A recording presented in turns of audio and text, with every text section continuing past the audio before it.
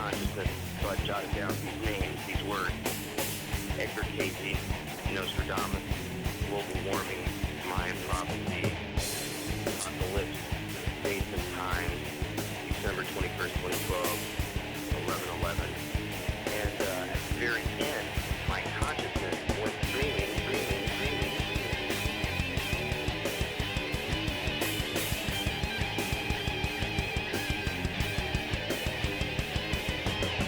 Somewhere in the middle, I talked about the heart. Pondering everything, your heart begins to swing back towards remembering who you are. Yeah, well, this is the thing, the veil is being lifted, and supposedly the myths say that this happens every time, every 13,000 years. So this is the time when we learn everything. I don't know if it's a short time and then we start forgetting it again or whatever, but this is that time. When the stars align, all of the sublime thoughts in subconsciousness become one mind. Tap into the universal mind and see everything wide. It's bigger than you ever thought it could be. Pondering everything your heart begins to swing back towards remembering who you are. And the sweat on your brow is rolling, exposing just where it is. We are right now.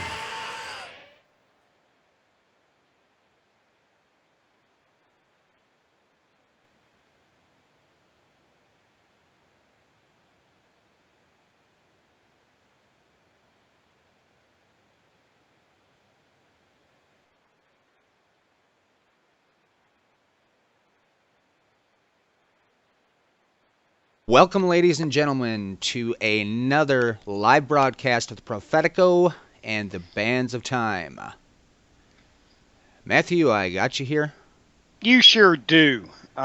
Post-surgery, ladies and gentlemen. Had surgery here earlier this afternoon. But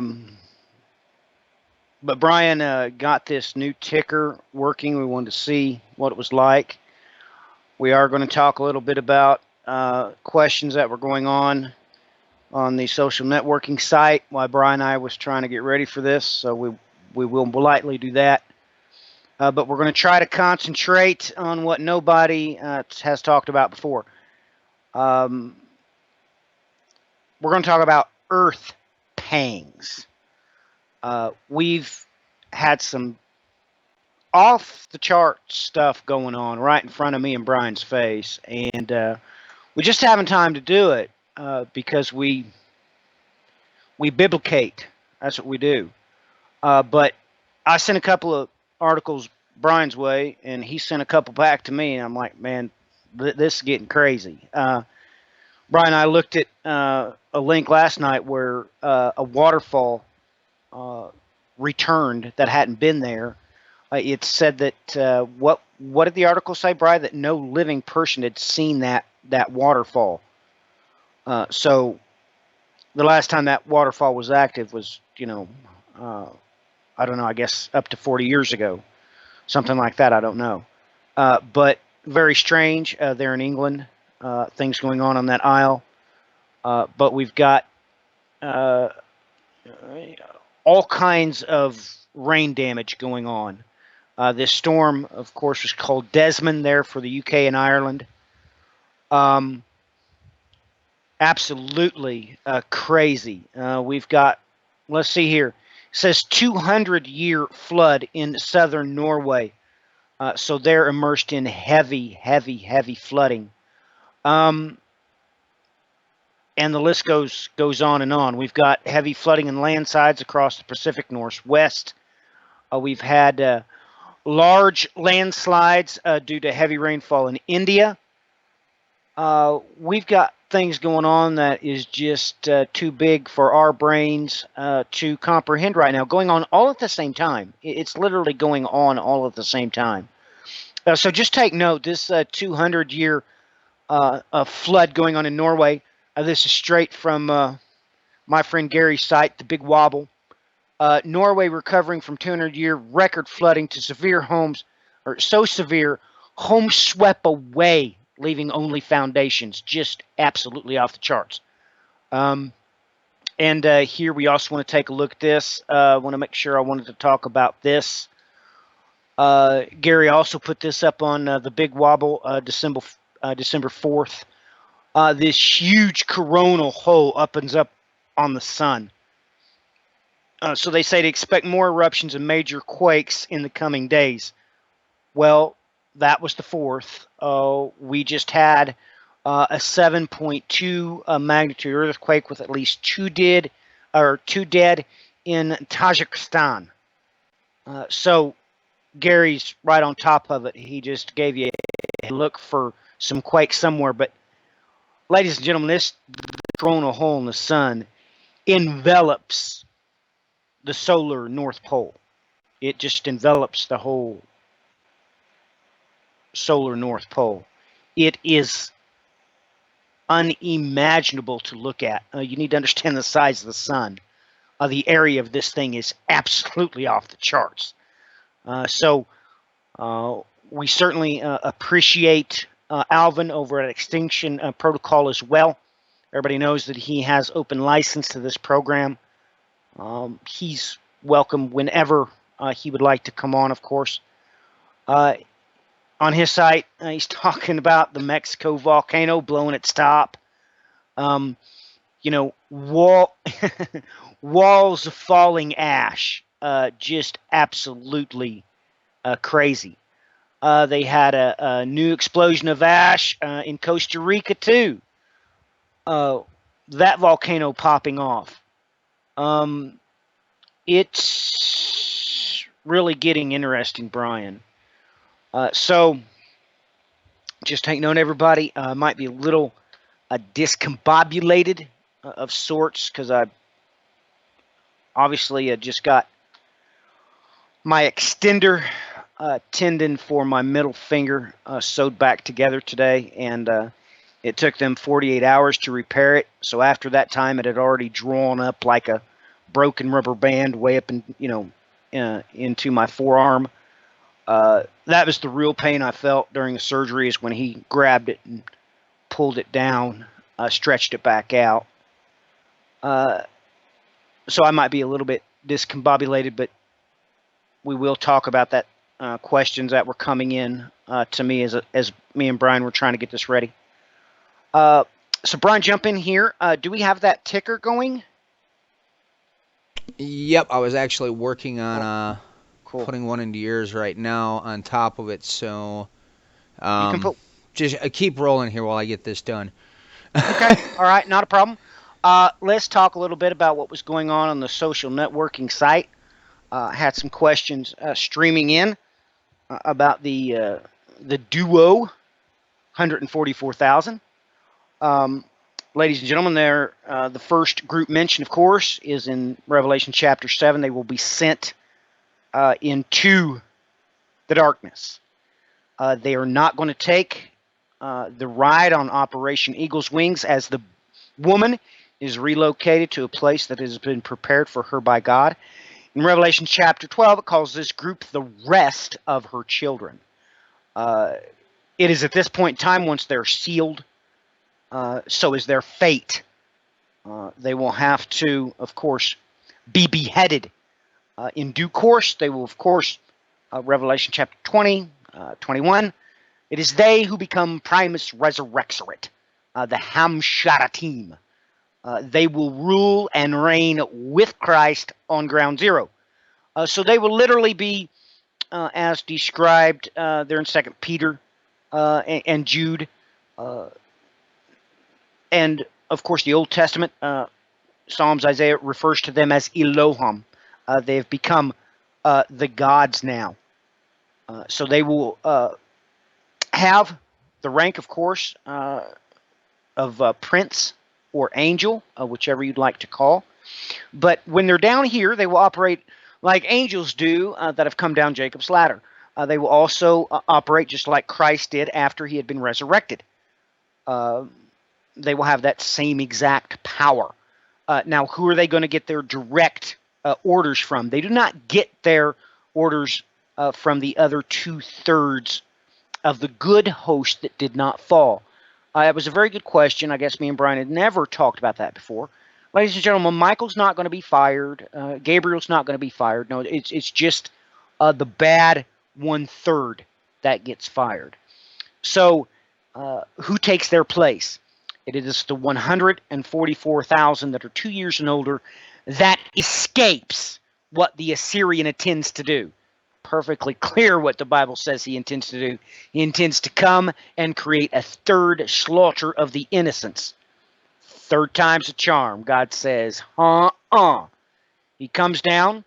He takes those that are 2 years and under, the ones that are in the womb. We just read to you the other night. God literally says he snatches them right out from the womb. And the daughters of Zion are very confused. They're like, we gave birth to the wind. We don't understand. We didn't give birth. We couldn't repopulate the earth. So, ladies and gentlemen, they go, those 144,000 innocent that is intended on being slaughtered, they go to the throne room of the living God. And Christ himself teaches and trains them for exactly 1,260 days.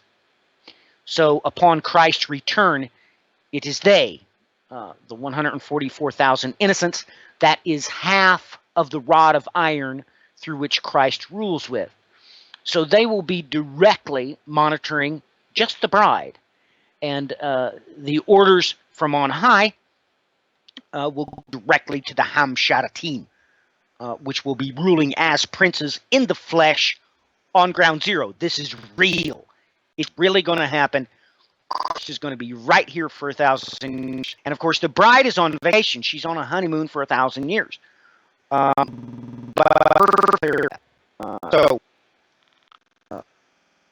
I hope that is a very quick answer. You're talking about a fantastic amount of information I would have to go into to recover all of that. But that was good questions about what happens to the 2/3 of the host of heaven that are good. Nothing happens to them. Their jurisdiction lies outside the promised land. But so you will have 144,000 in heaven, which the book of Obadiah makes perfectly clear, who ascends Mount Zion. Right there in the Hebrew, it comes out and tells you their name is the Mosheim. Right there in the book of Obadiah, it tells you. So that's how it's going to work mechanically. So the bride will be on a permanent honeymoon. She won't have any responsibility. It's just those that have been sealed by the living God there in Revelation prior to the time topsy-turvy. They get sealed. That's what he does to them when he gets here. So they go into the outer darkness, and of course, they get beheaded. Now, you'd think, well, these are Christians, all is lost. No. This facilitates a mechanism. Because they would not follow the Ten Commandments and the Beatitudes before this event, God gives them a choice. Fine. You can have it your way. That's why I said, just in last night's broadcast, I think, look this up in the book of Revelation. They hold to the law and to the testimony. Remember, what is that? That's the Ten Commandments and the Beatitudes. It is through the Beatitudes that people know what you are.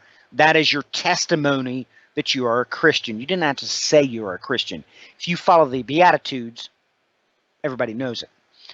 So that is what differentiates you from everybody else. So this group, they get sealed and sent into the way that they don't want to go. So at least they have a choice. But now they can't be the bride because somebody has to make sure the bride's place is secure for 1,000 years of Christ's reign. That's why the book of Revelation is very clear. They are those of the first resurrection.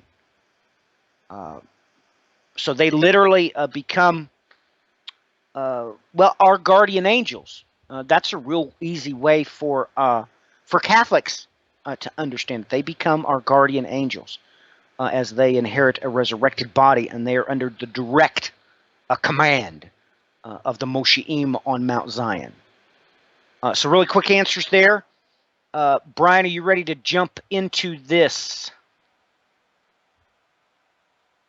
We also have Nicaragua's volcano going up for the first time in 110 years. That's from Alvin's site, Extinction Protocol. Mount Etna's volcanic eruption unleashes a dirty thunderstorm. Interesting how he put that. So Italy is blasting off, and that one doesn't surprise me at all. Let me jump back over here to the big wobble. See what Gary's got going on. And I really do love Gary's new videos too. I wish we could jack one of them in here. But Gary does good stuff. He's very plain and to the point. Oh yes, he's the one that mentioned this fish kill. But of course, this is part of the video. I guess that hundreds more dead whales have washed up in Chile. Let me get the date on this. Oh my goodness. This was December 3rd. I mean, I haven't had time to look at it. This is from the Big Wobble. Hundreds more dead whales found in Chile. It was an apocalyptic sight. I've never seen anything like it. Verini Hausermann of the Hune Scientific Center. Hausermann. I wonder why a German is there in Chile. U.S. Navy is wholly or part to blame for the whale, dolphin, and sea mammal's death in the Gulf, western, eastern coast, claims Rear Admiral Kevin Slates. That's interesting. But here we have 186 whales and dolphins off the coast. And it says it's possible as much as 155 off the coast of Hawaii and Southern California. This is getting crazy.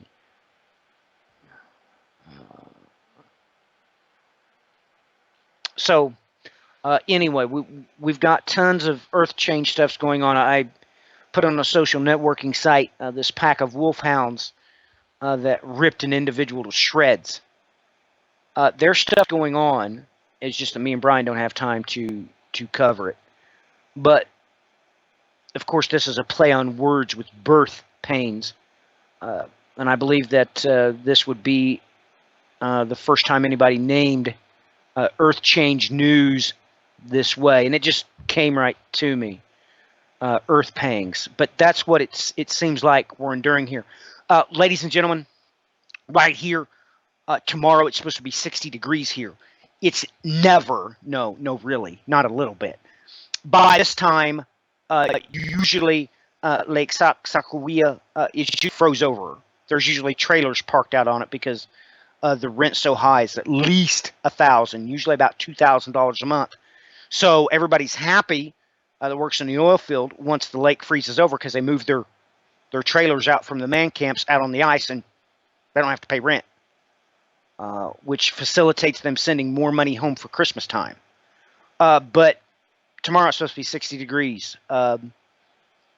Never happened. Never has happened. So looking at that, Brian made a very good point about this comet Catalina. He pointed out that it seems like everything ramped up as soon as that comet. Oh, sorry, where my IV was, it's coming off.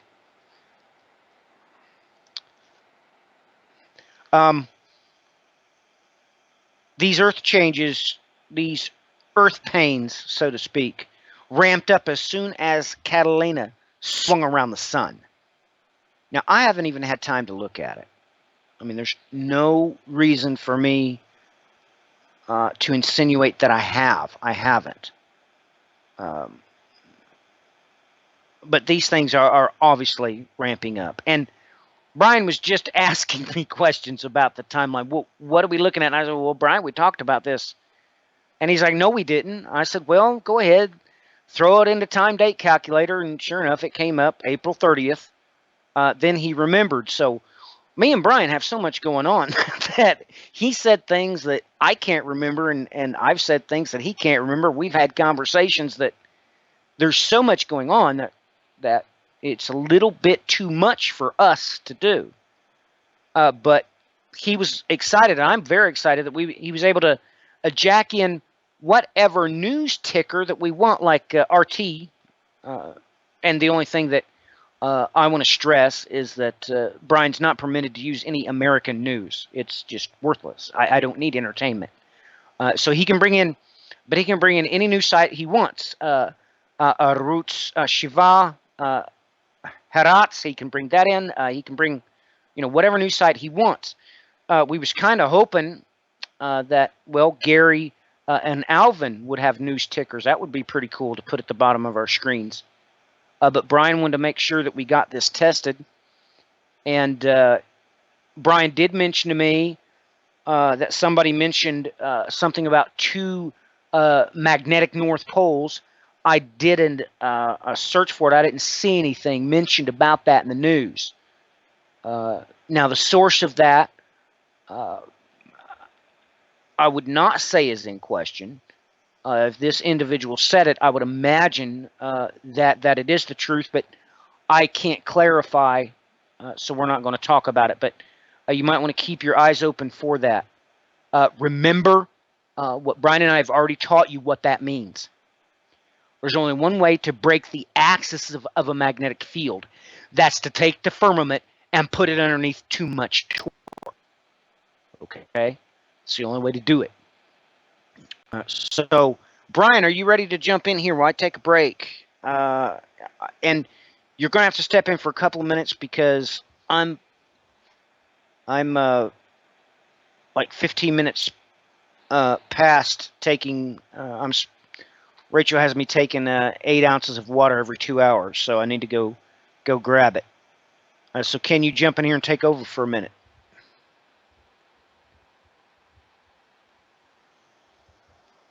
Yep, I'm on it. Just a second here, folks. I gotta love having 100 things on my screen to go through while we're doing these live broadcasts. It makes life just all kinds of fun. Well, everybody, it's just once again impromptu. We had stopped to discuss the mass majority of all these earth changes that were taking place, and there's so many things happening. There's a few different videos I tend to pull up on YouTube that really kind of can keep you up to date on these things. Suspicious Observers has been excellent for years. I would advise anybody go over there and subscribe to his channel. He does a daily report that he keeps within a few minutes at the most, and it's just up to date, right on time, right on target.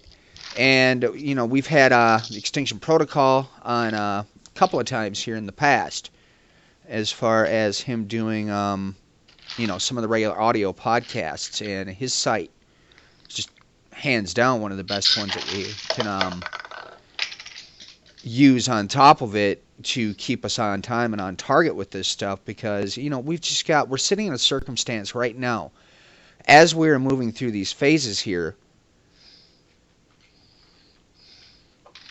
we have literally thousands of things going on. And, I had made the comment that we had hundreds to thousands. Well, I kind of played it down a little bit.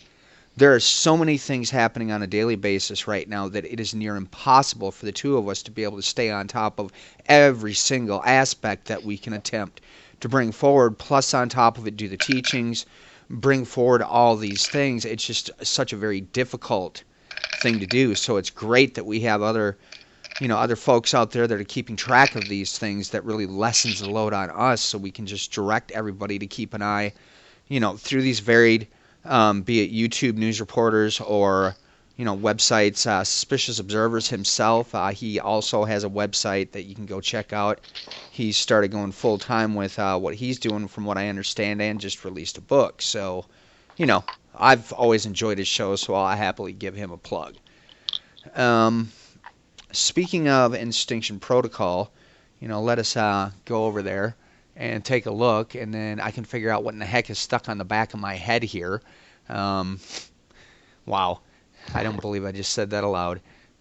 All right, let's, whoops, I need to have it on the right site before I do that. Bear with me. All righty. Let's take a look at what we got going on here.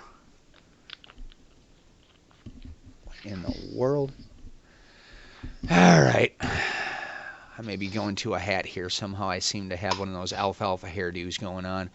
All right. Let's see here. I mean, now, this is the one thing I took note of last night while running through several of the varied YouTube news reporters out there, which is kind of cool stuff that we've got multiple people out there that can actually do what we're doing right now as well, bring forward current events and stay on top of it. We've had a major uptick in volcanic eruptions, as you can see here on the extinction protocol.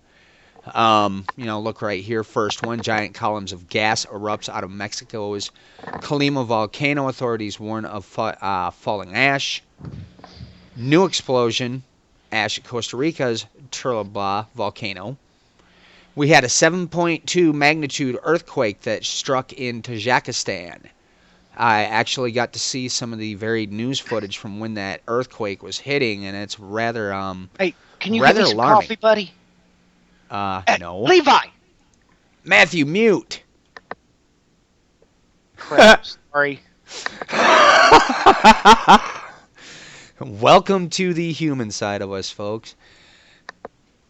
All right, but nonetheless, we had 7.2 magnitude earthquake struck here in Tajikistan.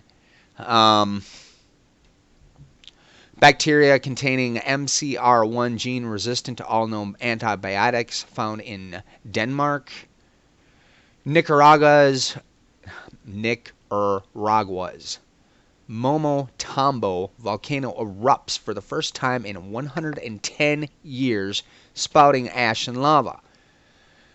Mount Etna volcanic eruption unleashes dirty thunderstorm. Okay, that's straight up slick. I need to get a screenshot of that. That's going to be a new photo. I have seen that anomaly happen varied times where you have the volcanic eruption and then the electricity interacting with it, and it just sort of goes to show you how the properties of a geomagnetic system truthfully works when you especially see something like that. Flooding has been more extensive than you can even. There's been so much flooding going on, it's absolutely ridiculous. You've got flooding going on Britain. We have spoken extensively about India, and especially I have been pointing this one region out over the last few episodes and so forth, the portion of India that's known as the Tamil Nadu.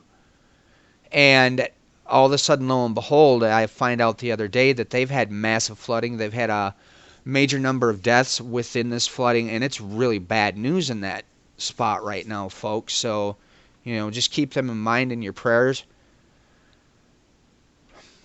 Fukushima, radiation cesium detected off west coast of U.S. I mean, this will just keep going for days, everybody. This is just, things have amped up so much here. 50 small earthquakes have rattled Northwest in the last week. Alert level 1 issued for restive volcanoes in the Philippines. 4.7 magnitude earthquake among 7 recorded in Oklahoma. Scientists say Earth's magnetic field is not about to flip as previously thought. Now, there has been a whole lot of discussion going on in this one. For quite some time, they've been, they've given out figures that sometimes are going, oh, well, this won't happen until 15,000 years in the future, etc., and on down the line. It's something that we have to make real clear here and real quick, because we speak many times about a quote-unquote pole shift. We usually refer to this as an axis shift, because when somebody's using the terminology of pole shift, what they are speaking of is the magnetic fields within the Earth reversing their course. And as Matthew had stated, I caught this on Coast to Coast the other night. There was mention from a very reputable source, somebody we have known throughout the years, that stated that there are reports coming out that there's actually 2 magnetic north poles showing up here. So once again, we have a very rather intense, not so normal situation going on here. 7 dead in Texas and Kansas as winter storms sweep south central U.S. That's another thing I'd like to bring up here on top of it too, is there's things going on with the jet streams that are not normal in the slightest. We have, on top of it, experts warn only a matter of time before Oklahoma rocked by big earthquake. There's also warnings that are circulating that California's got the big one coming. I'm sorry, folks, I cannot recall the major fault line that's along there in California, but there's been a lot of activity brewing. There's been a lot of stuff going on with Yellowstone as well. The problem being is that a major majority of some of the sites that we could easily go to and get access to this data, because of government funding being so slim, because of, national or state funding for certain programs, a lot of things have had to have been cut. So some of this data you almost have to play by ear and just look at the evidence and the science to come to a conclusion. So there's a lot.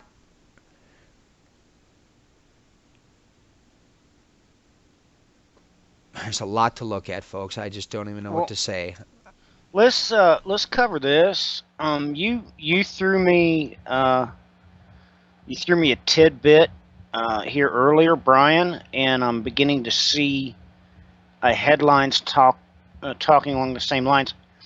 This is from Fusion.net. From epic Snowvember to record no snow.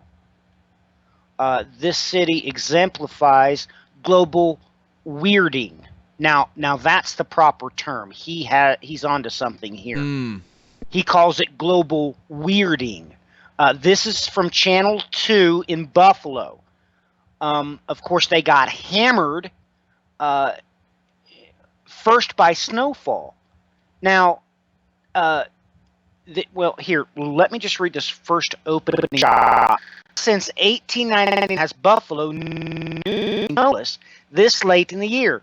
On Friday, the northeastern city broke its 116-year-old record for latest snowfall by making it past December 3rd without a flake on the ground. And the snow drought goes on.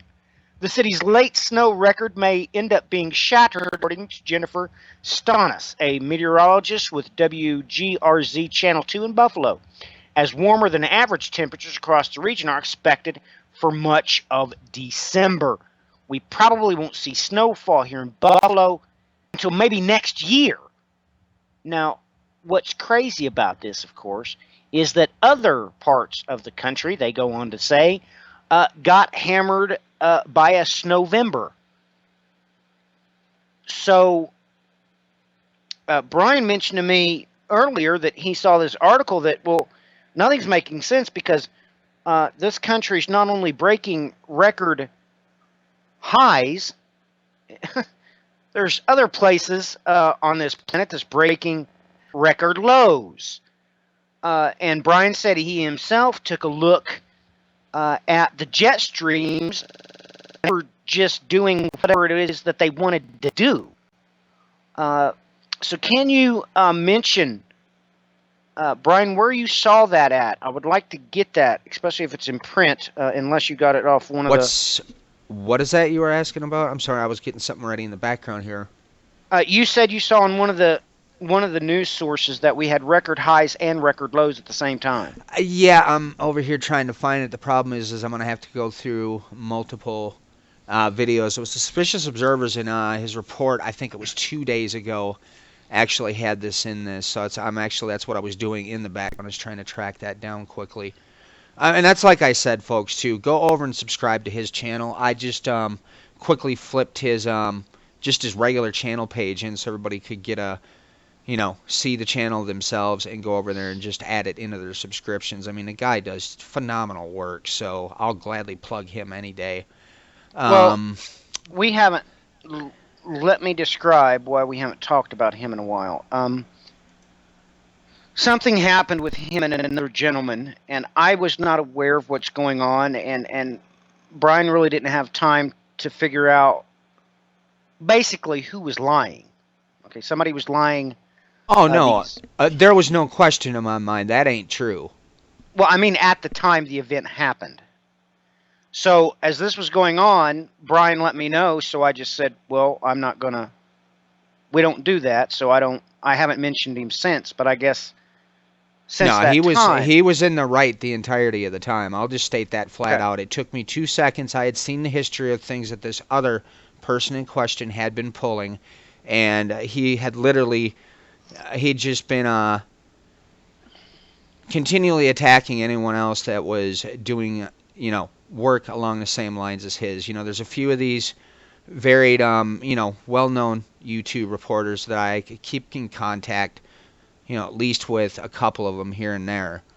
But Now, nonetheless, I've watched, at least from the sidelines, what was going on, and I was able to see everything break out in front of my own eyes, and it was out of line. And that's why I won't. No, I've got nothing to say.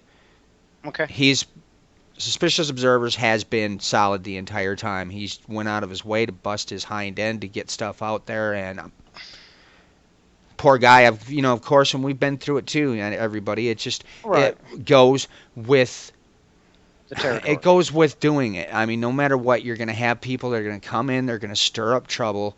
You just have to come to the conclusion, like I did, that you just got to get over it, look the other way, and ignore it. That's all there is to it. Otherwise, Right. you end up in a position like I ended up in for almost a year because it was too much stress and I had to step down. So, Well, let me make issue new guidelines. Before, I told everybody not to post either of their YouTube videos on my page. I guess that Ben has been cleared by the Bri, so you can go ahead and if you see a good clip from Suspicious Observers, if I remember correctly, his name's Ben. Go ahead and put him up there.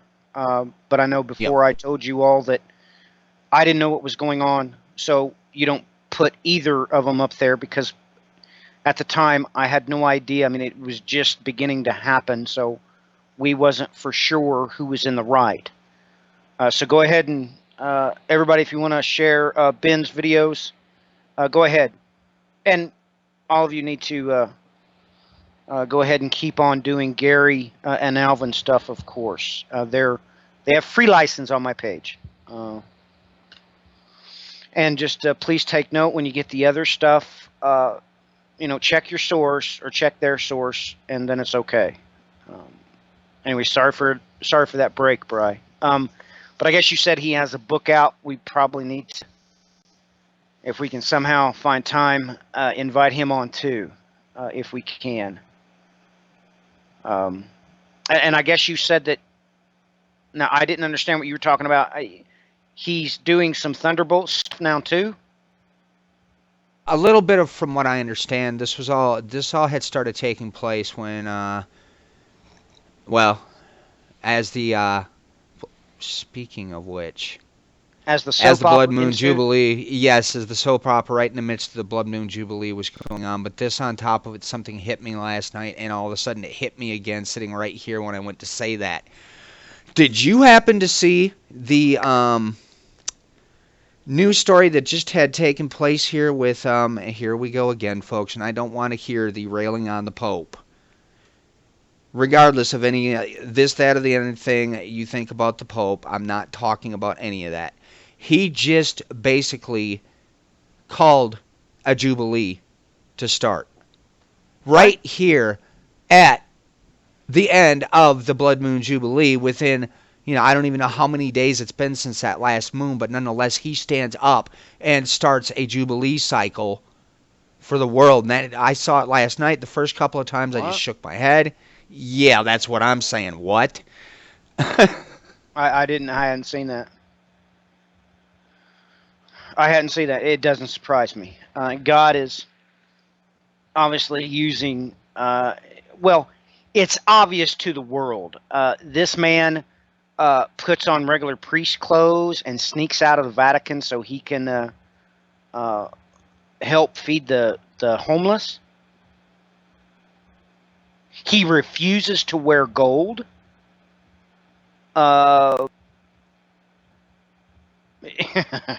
He is an absolute anomaly.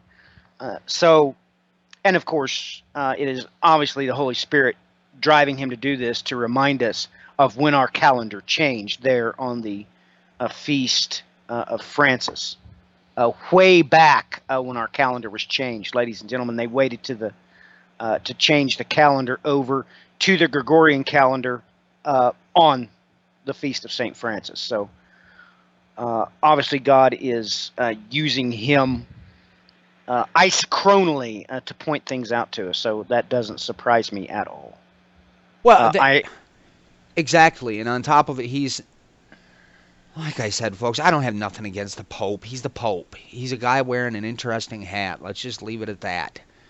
You know, regardless of the fact he has definitely been doing some things that, you know, he stood up a few weeks back. He stated that we are in World War III. Then he goes on to proclaim it's a piecemeal war. In other words, a.k.a. wars and rumors of wars, because nobody declares war anymore. Another reporter that there's a satire reporter out there that's named, what is his name here? He's sitting right on the top of this video, on top of it, which makes that just classic. I think He's it's not John bad. High. Is He's that a crazy guy? He's straight up classic, but Yeah, he's good stuff, man. his video from the last couple of weeks, you know, he's satire. RT realized that, you know, basically the first few videos he did went viral. So now RT is giving him little spots where he comes in and does his whole satire news comedy bit. But the thing is you have to realize that the guy is coming from a point where he does end up saying some really important things. You know, and as we are talking about environmental factors here of major earth changes that are happening, his broadcast over the last couple of weeks that he did for the RT spot, he goes in and he brings up, you know, we have major things that are supposed to be happening at this environmental conference with all these worldwide leaders, yet they're not talking about any of it because the war drums are banging. We're at war. Everything's about war. And I hate to say it, but he's right on the mark. Well, yeah. And I mean, folks, and on top of it, if it takes a satire comedian to get your attention that we are in a world war at this point in time, I don't know what to tell you.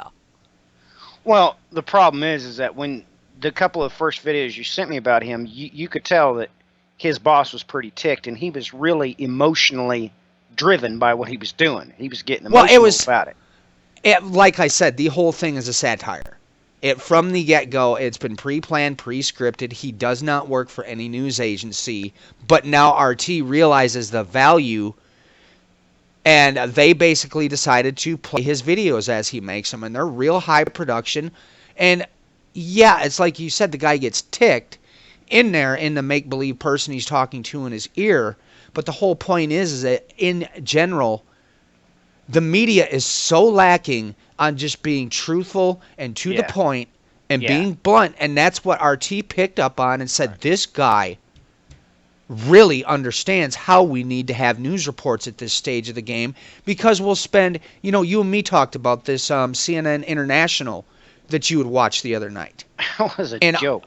That's all they do on these news reports. They will come in and talk about a story, and some analysts will sit there and go back and forth for an hour and a half on end, and you're getting absolutely no news.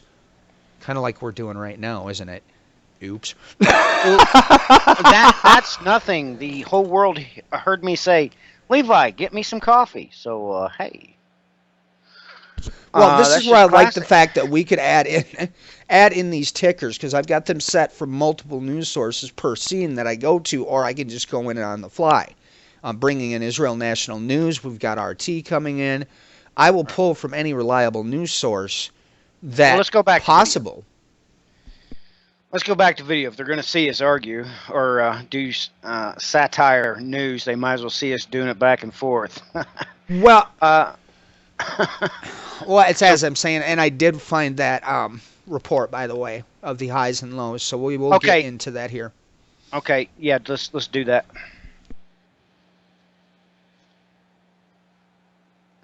All right. Well, let me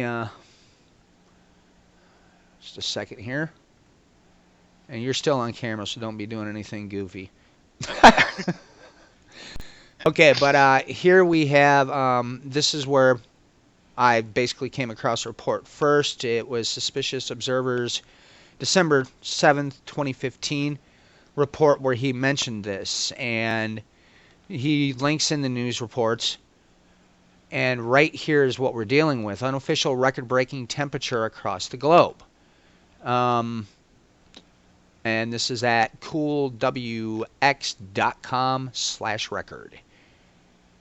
But they go in here, and as Suspicious Observers had pointed out, you don't only have major record highs at the same time. You know, here are the numbers in here. I don't know how to really analyze these numbers. But on top of it, he points out you also got record lows in this. How is that possible? I don't even know. I mean, just it. Let me get the site over to you because maybe you can make more of this. I'm not a weatherman, so to say. So it's a little and I don't know if you're gonna get this IM because you're on Do Not Disturb. Oh, well, that's because you told me Let's to just do check that. it. See if it came up. And we lost Matthew. What the heck? All right, just a second. Okay, that was classic. Sorry. I'm sorry. That's no problem. We got you right back in. I just sent you the link right there, though, if you can Are grab we it. still streaming? Yeah. That won't kill the Okay. screen. Ladies and gentlemen, sorry about that, but Brian has directed me to go to Do Not Disturb. And when I just quickly look up there, I see the little phone thing, and oh yeah, I got to switch it from the red phone thing to the clear thing. And I accidentally hung up. Sorry about that. Did not mean to do that at all. Sorry. So I will jump over there right now, Brian, and take a look at this. I need to see, they need to have barometric pressures on here for me to interpret it.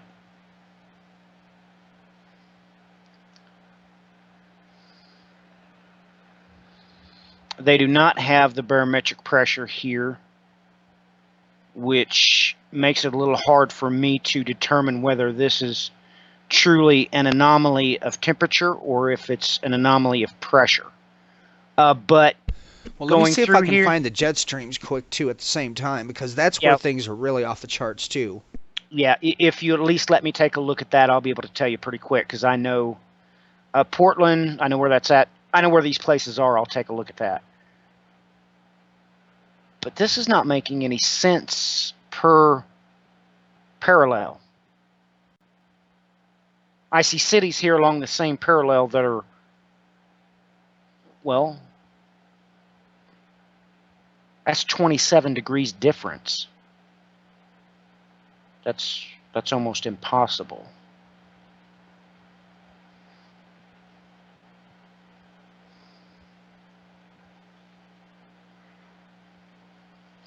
Ladies and gentlemen, if any of you ever get into meteorology, take note that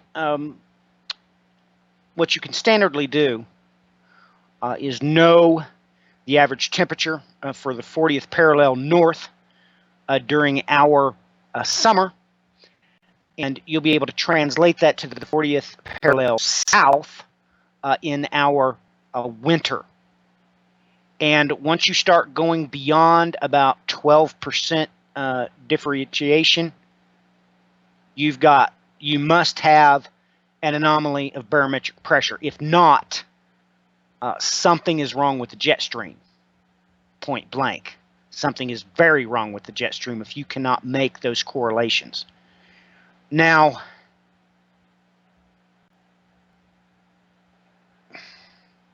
this is not making any sense. We have in Idaho. go ahead and share your browser if you can, Matthew. Do you have your software up? I'm looking at the link that you sent me. You're already sharing it, aren't you, on yours? Yeah, well, I went to your camera. I'm going to go back over here to Firefox at the same time because I got a few other ones up so people can see Yes, I what's can do been whatever going you. on with the Jetstream. I can do whatever you'd like. Let me do that real quick. But we've got here, you know, you take a look at the regular Jetstream in just the United States, and we've got, I believe it's this one. And this is going to show you the Earth itself, and am I able to move this? All right. Yep, I can move it. It just takes a couple of seconds to reset itself. So, I mean, you've got some... Let me see if I can stroll this in a way. All right, let's get a little more like that. It seems like to me that I mean, I don't know if you got your YouTube up at the same time. You can probably see there's going to be a little delay. But nonetheless, you can see the global map that I've got streaming at the moment. okay, well, I'm sharing my screen, so I don't know what effect that will have. So let me. Well, let's just test this to the max. I'm just Okay. wondering. Okay, swing it around so I can see the Americas, please. Right Yeah, now, because your Manicam is not coming in. It's not. Let's see. No. When you said you were sharing your screen, there was nothing. Do you got your video set in? I bet it is now. Yep, Sorry, ladies and it is. gentlemen. Sorry, just me making mistakes. I mean, All right. Well, I've got that. all right. Let me take a look at this. I need to get back to the game. Okay, Let yeah. me. I'm gonna turn on my camera on your end No. just for a second so you can see it. No, please, can you go in and target Colorado? Can you zoom in? Good grief. Yeah, I can, but this isn't gonna be as easy. See what I mean? Okay, all right. No, that's fine. I will Okay, talk. from here. Colorado. Ladies and gentlemen, as you can see, there's a dead zone. Go a little Yep. bit northeast. Yeah, it's already in. I got it. Okay. There you go. That's what I want to see right there. Yep. Now, you'll see that you see a dead zone. Everything is being funneled to, it looks like, northern Washington, northern Oregon there, and it's being funneled, and then you see all of a sudden a breach spreading out as it's sucked into a funnel. You have this dead zone, ladies and gentlemen, that is not normal. Okay? No, Usually, and I mean that. Usually you'd be able to see a dividing line right there with the Mississippi River as it creates a lower pressure yield. You're not even being able to determine here where the Mississippi River is. Now you can see that it does turn about in the correct location, but this funneling effect we have over the Northeast Pass is not normal. And I'm seeing a really strange anomaly, which you and I have already covered, Bry. You see the hot spot there to the west off our coast, a little bit south of Hawaii. Yeah. That should not be there. Well, this is why I'm wondering if we're dealing with massive volcanic activity or things that are underground that are heating up. Not to even mention on top of it, I wish... Strange sounds. You said there's reports of those are coming forward again. Well, that's the thing. The report that I got was from Nevada. And that's in this dead zone here where there seems to be no jet stream. Now, Brian, if you're not accomplishing what you're seeing with barometric pressure, the only way you could do that would be, of course, the same way that we find patches of oil, ladies and gentlemen. What they do is they fly around with airplanes with gravomagnetic meters and find anomalies. And that's how they know where to drill for oil. Well, ladies and gentlemen, the only thing that, other than barometric pressure, that could possibly cause this would be a serious gravomagnetic anomaly under most of the southwestern United States. That is very troubling. You see here, well, this is about at the 30th. We have this dead zone that goes right from right there, Los Angeles, straight out into the Pacific Ocean. I don't know why. Yeah, let me see the Middle East. Well, that's just it. We've had all this hurricane activity that's been Right, and I should see we evidence. brought in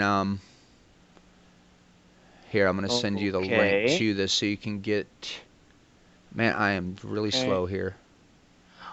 Why is the jet stream moving west across the Mediterranean? Wait a minute. Why is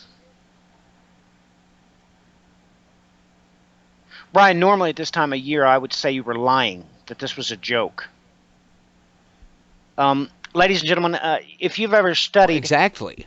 the Mediterranean climate, the whole reason why there is a Mediterranean climate, because it creates its own, of course, barometric pressure zone that stabilizes the climate. That's not what I'm seeing.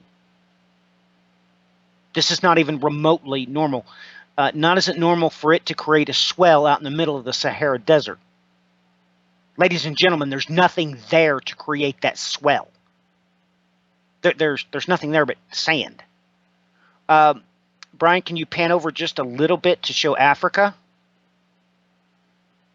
Just go west just a little bit.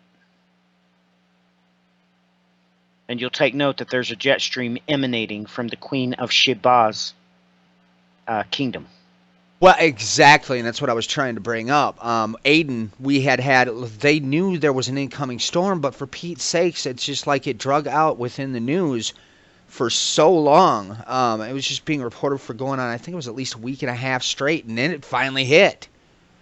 So we've had, like you said, the Queen of the South has had all kinds of major activity in that land right there, and then we go over to the Matthew 1 to bring this up, and yes, I've confirmed this, folks. I have a book here in my possession. The western portion of her kingdom did stretch into Ethiopia. There is an author that brought forward information. I'm not certain of what year this book was written. I found it on Amazon with my free library thing that I get, basically, so I can check out books from them, where it's documented the way that their hierarchy with their gods and so forth that they worshipped. And this person brings in that, yes, indeed, there is a direct link to India. This is getting to the point where it's such a commonality in everything I look at this point. You really have to start scratching your head. But, all right, as I said, yep, I'm going to share your screen now. Yeah, share your screen so I can drive here. Let me know when it's up. I want to get something in the background here. It's up. All right, ladies and gentlemen, you'll see right here, if you can see my cursor, this is a Sahara Desert. You see this void here. There is no geographical items here outside of sand dunes. There is no reason for this void to occur right out over the sand. There's just none. Now, as we swing to the Queen of Sheba's place, it takes a second for it to catch up with me, so just give it just a second. You'll see here that, strangely enough, this wind comes right into the Red Sea and goes straight up Sheba's Rift. Of course, Brian and I has already covered major storms are going on right here. This place right here in the Red Sea is where those brand new islands were popping up, and it was heating up the Red Sea. But as you can see, something is drastically wrong here. This doesn't make sense. These points of pressure just really doesn't make any sense to me. I have not saw patterns like this. They're not supposed to do this. Let me take a look up here. Come on, where's Iran? Yeah, well, there's been a lot of activity there, too, and even take a look at India. I mean, with the flooding they've got going on, Tamil Nadu, I can't remember offhand Is it the north? It's somewhere in the north, I believe. I can't recall offhand. I'll look in a minute here. I'm trying to get something else rolling for us. Well, can you determine right here's where Iran is, and it's dead. It's dead. You have, of course, the winter vortex from Russia coming down and literally stopping and going back, like it's avoiding Iran like the plague. Why? That doesn't make any sense. Here's another one that doesn't look natural to me at all. Right over. You can see this hot spot here to the north of Scandinavia, or I mean to the east of Scandinavia and Great Britain. That's why they're getting so much rain. This temperature anomaly here, that doesn't make a whole lot of sense. So, yeah, I can see where things getting crazy. Let me take a look for all of our listeners in the east.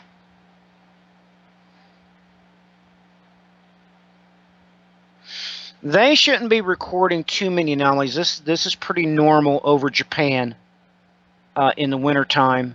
It usually swells out into the Pacific, the Pacific Ocean pressure differentiation turns into a swell just like you see here.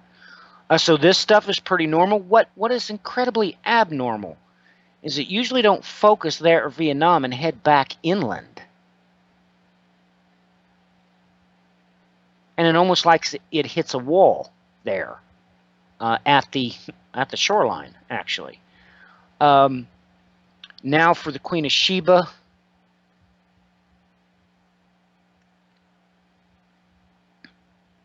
We should see one here and one here. Okay, there. Here, Brian, right off the southeastern coast of India, we should have a swell there, and it's not a swell. It looks very, very calm. And then we should have another one right to the southwest, and it has a relative calm. The anomaly lies about, that's about 400 miles right off the southern tip of India. It shouldn't be spinning and coming back inland toward the main that way. It's not supposed to do that. That's why they're getting drenched, is because this vortex right here. I'd like to get a grid coordinate on that tomorrow if I got time, because that's not supposed to be there. And I don't know why. Why is that doing that? Okay, Brian, I will take a closer look, but it looks like to me the only place everybody really needs to be concerned with is here. You see Vietnam here, of course, Korea, Japan. You see that it stops right here, almost like it hits a brick wall. I would be concerned if I was in Korea, southern Japan, because all that moisture is being targeted right back up toward Japan. And I don't know why it normally doesn't do that. I mean, you can almost see an invisible wall here on the coast. That doesn't make a whole lot of sense. So, yeah, I can see why we're having this dead calm over southwest United States. That doesn't register with me. It would literally start producing temperatures. They would just elevate, and elevate. They should not be doing that. So, ladies and gentlemen, after taking a look at that, I need to get some grid coordinates and then go back to my weather sites and check the barometric pressures in those places. Just take note. I've already told all of you before. Last year we had barometric gauges break here. They just broke. They went to the point where I was like, nah, pressure can't be high, and they broke. 2 of them did. So we have to understand that that's how God controls the weather, is with pressure. And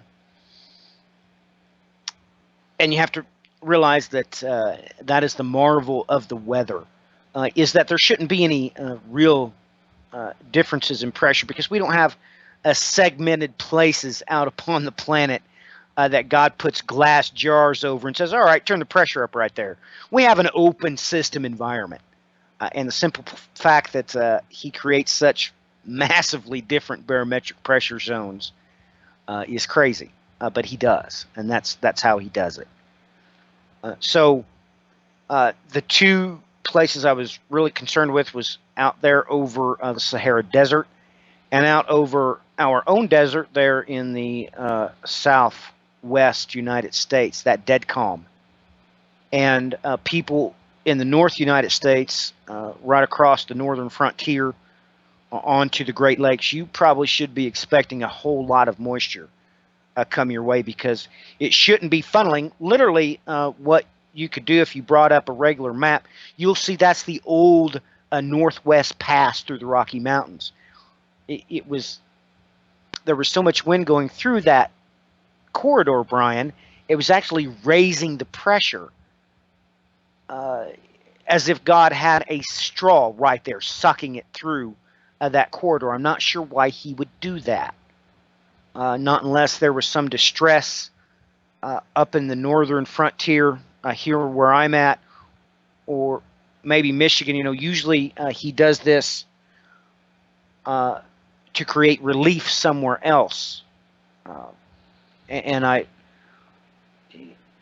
So normally this would be associated after a drought.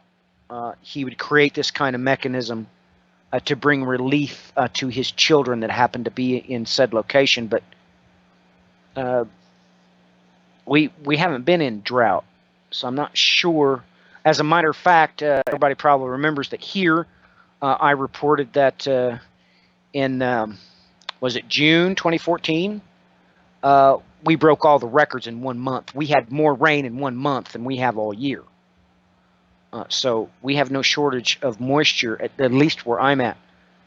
But that didn't penetrate northward, because if it did penetrate northward up into Canada, that would produce massive blizzards. But God was keeping it from going too far north. So the Lord, it seemed to me, is creating very mild conditions. And I'm not going to go too far into this, but we talked about this isochronally. The Lord your God, he had a son, and his son warned you, pray your flight not be in the winter. What happened in 70 AD? When did the Romans show up? February. And I want to say this real quick too.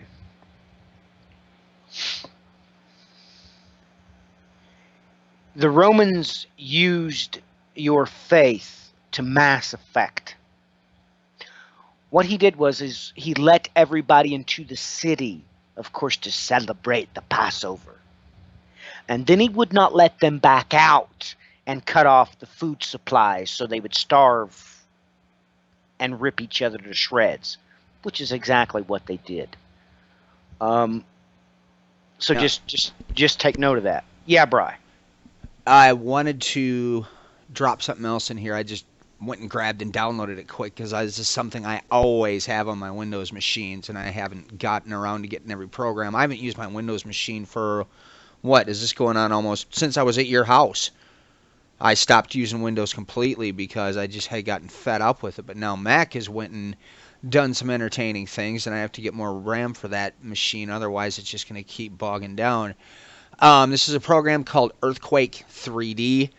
You can get this at Wolton.net. There's a free edition and there's a paid edition, which the paid edition is kind of trick, so maybe sometime here in the future. Let me slide that in now that I explained what I'm using so everybody else can check this program out. This is basically, I've got this set to show the last set. Oops, what in the world did I do? Okay. We want a little spin here. But I've got this set so that it's showing the last 7 days. And the bigger the circle, the higher the magnitude. I mean, I can click and turn on the magnitude numbers, but as you can see, it gets a little bit, takes up a lot of screen real estate. Nonetheless, you can get an idea of what we've got going on here as far as a major quake activity. And look, folks, I mean, I'm going to stop it right here, for instance. This whole ridge, and this is where Mr. Kesh happened to warn everybody that, and let me get off those magnitude markers again. You know, this is where he was saying that you better watch this spot, and look at that. I mean, look at what's going on right here in the United States. Okay, stop moving, thank you. Let me pop the magnitudes on and scroll that out a bit so I can get an idea of these. I mean, we've had, it looks like roughly in the 3 to 4 magnitude area. We've got, let's see if I can scroll that in tighter. I mean, Yellowstone down into Colorado, right in all these spots where Matthew was pointing out on the wind maps that we have anomalies that are not making sense. Well, look at the earthquakes in relation to that. I mean, you've definitely, you're dealing with some, well, I guess like we called the program, some serious earth pangs.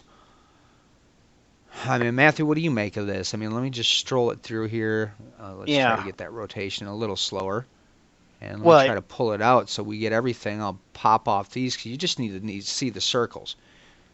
As you get up into the northern portion going up into where, Tajikistan just got hit the other day. There's been a string of earthquakes that have been happening here.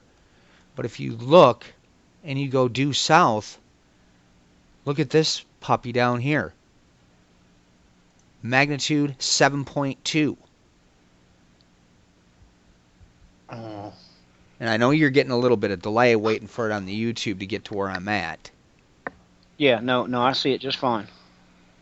But I just stopped it. I mean, you've got this one that's going down towards the southern, the southern pole, essentially. Right. Go back up to Shiba.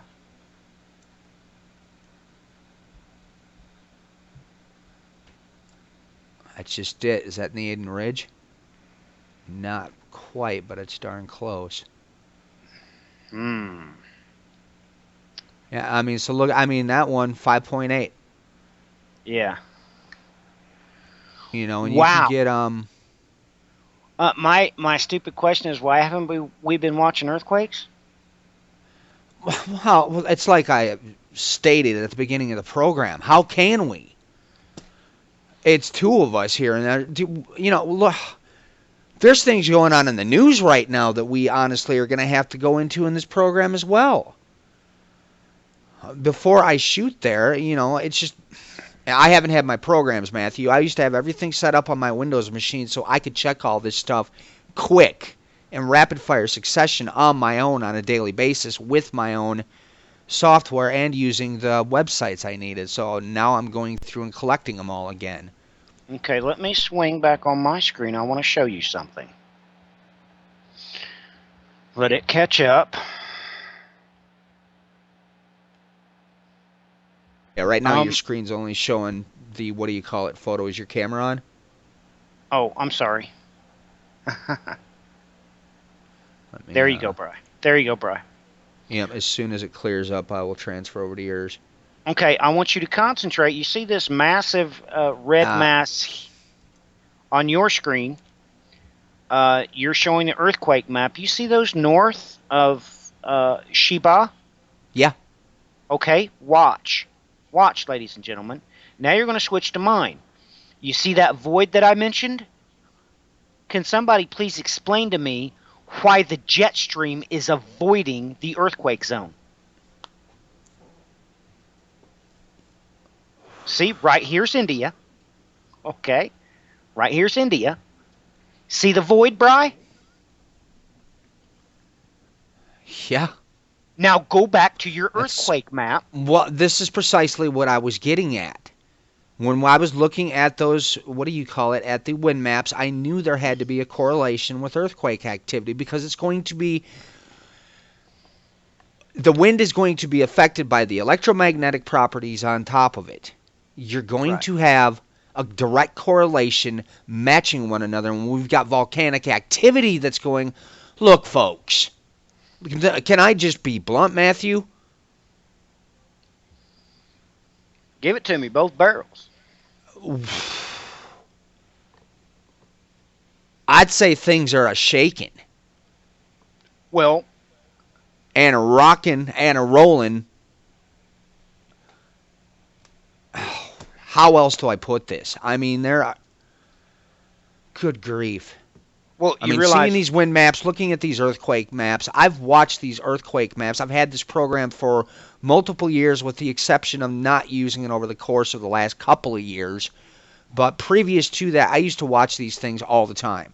I have not seen this kind of activity happening throughout the world before. Not like this. Well, Bright, I'm going to go back to that wind map. I want you to go back to the dead zone over the southwestern United States I told you about. And we're going to do the same thing with that void. Yep, I'm I waiting wanna for you to get it up. Okay.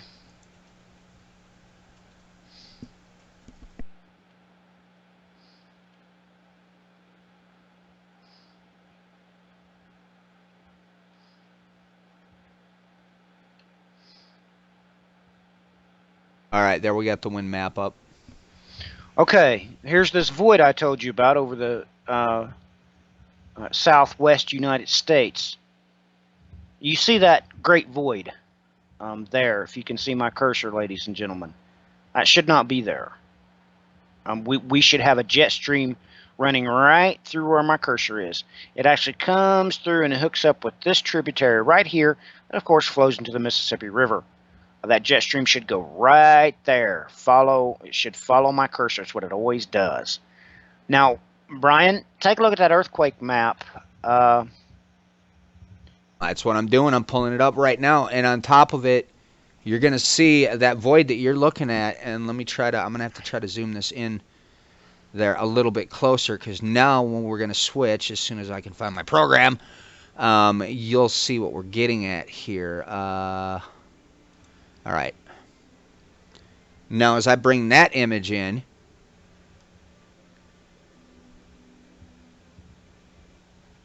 I don't know about you, Matthew, but I'm seeing a one and the same if you get my drift. I'm going to go over and turn my camera on your Skype so you can see this directly as opposed I to will. having to... I got it on the camera. I'll flip over there to the YouTube. I got it on the camera. I don't think we're having any lag anymore like we did the other night. If we are, I'll just turn it off.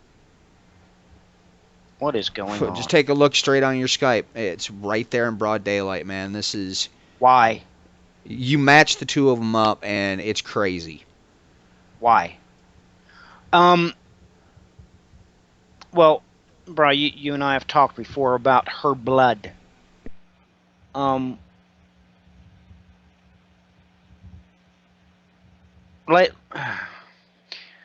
and gentlemen,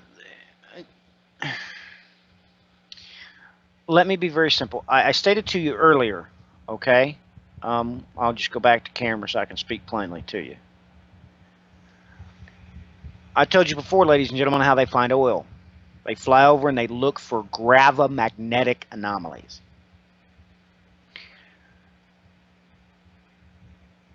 There are places that creates balance on this planet due to those vast oil fields that lie near. Are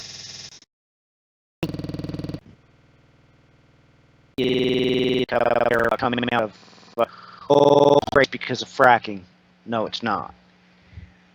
Imagine, ladies and gentlemen, if we're back in elementary school and we're doing the magnetic game where you take a piece of paper, the teacher would put a magnet underneath the piece of paper, and she'd throw some iron shavings on top of it. This is a solid footstool that God has created. In doing so, those iron shavings need to be kept in specific places, that actually protects us. From what I can see, that's not their problem. We obviously have gravomagnetic anomalies going on underneath Southwest United States because it does not have that shield created of pressure by the oil. I don't understand really what's going on. I've never seen this happen before. But we have to understand that the oil, of course, is her blood. That's why whenever she incurs a massive impact, we have proof of that all over the United States. That when she produces a scab, that's where you get coal. That's actually what coal is when her blood scabs over due to an impact. That's why you come here. They have this special rock that they call scoria. It's not rock, ladies and gentlemen, it's clay. We endured such a massive temperature that it actually turned our clay, our red clay, into pottery. So they want to lie to everybody, and they say that's a rock called scoria. Even my wife can pick it up and break it with her fingers, and she's like, well, Matthew, that's pottery. And I start laughing. Yeah, it's pottery. That's clay that's been baked. She's like, well, how could that happen? Well, along came Chicxulub. That's what happened. So we have to understand that after that impact occurred, of course, that's what created the massive magma bubble that you know to be under Yellowstone. Her blood was forced up. Of course, that rose fairly close to the surface, of course, became coal due to the massive pressure, due to the temperature. But God did that to evenly distribute these gravomagnetic wells that we would need. And as you saw from the wind anomalies, the dead zones that I saw, Brian switched over to the earthquake maps. How would I put that? I would translate that biblically into this. She's groaning. She's breath. You know, ladies and gentlemen, I've seen my wife in labor more times than one. And I've bore full witness to when she was breathless, when a jolt of pain would hit her and take her breath away.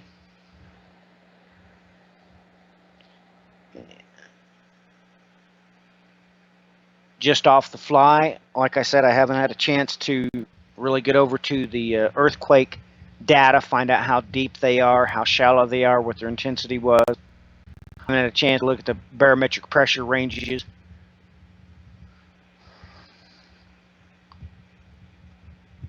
But that's what it looks like to me, Bry. It looks like to me that she's being left breathless due to an earth pang. Now, I'm not trying to scare anybody. I mean, like I said, I haven't had a chance to crunch the numbers yet. I'm just telling you what I see. There is absolutely no reason, none whatsoever, for there to be voids in the wind right where we're having massive earthquake activity.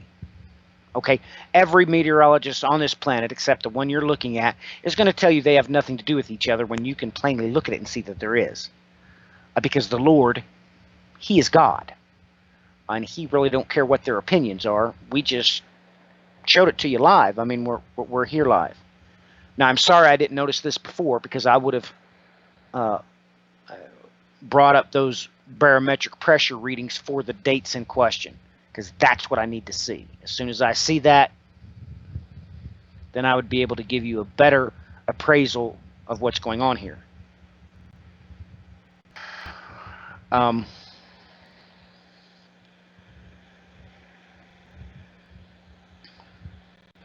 What I'm seeing bothers me, Bry.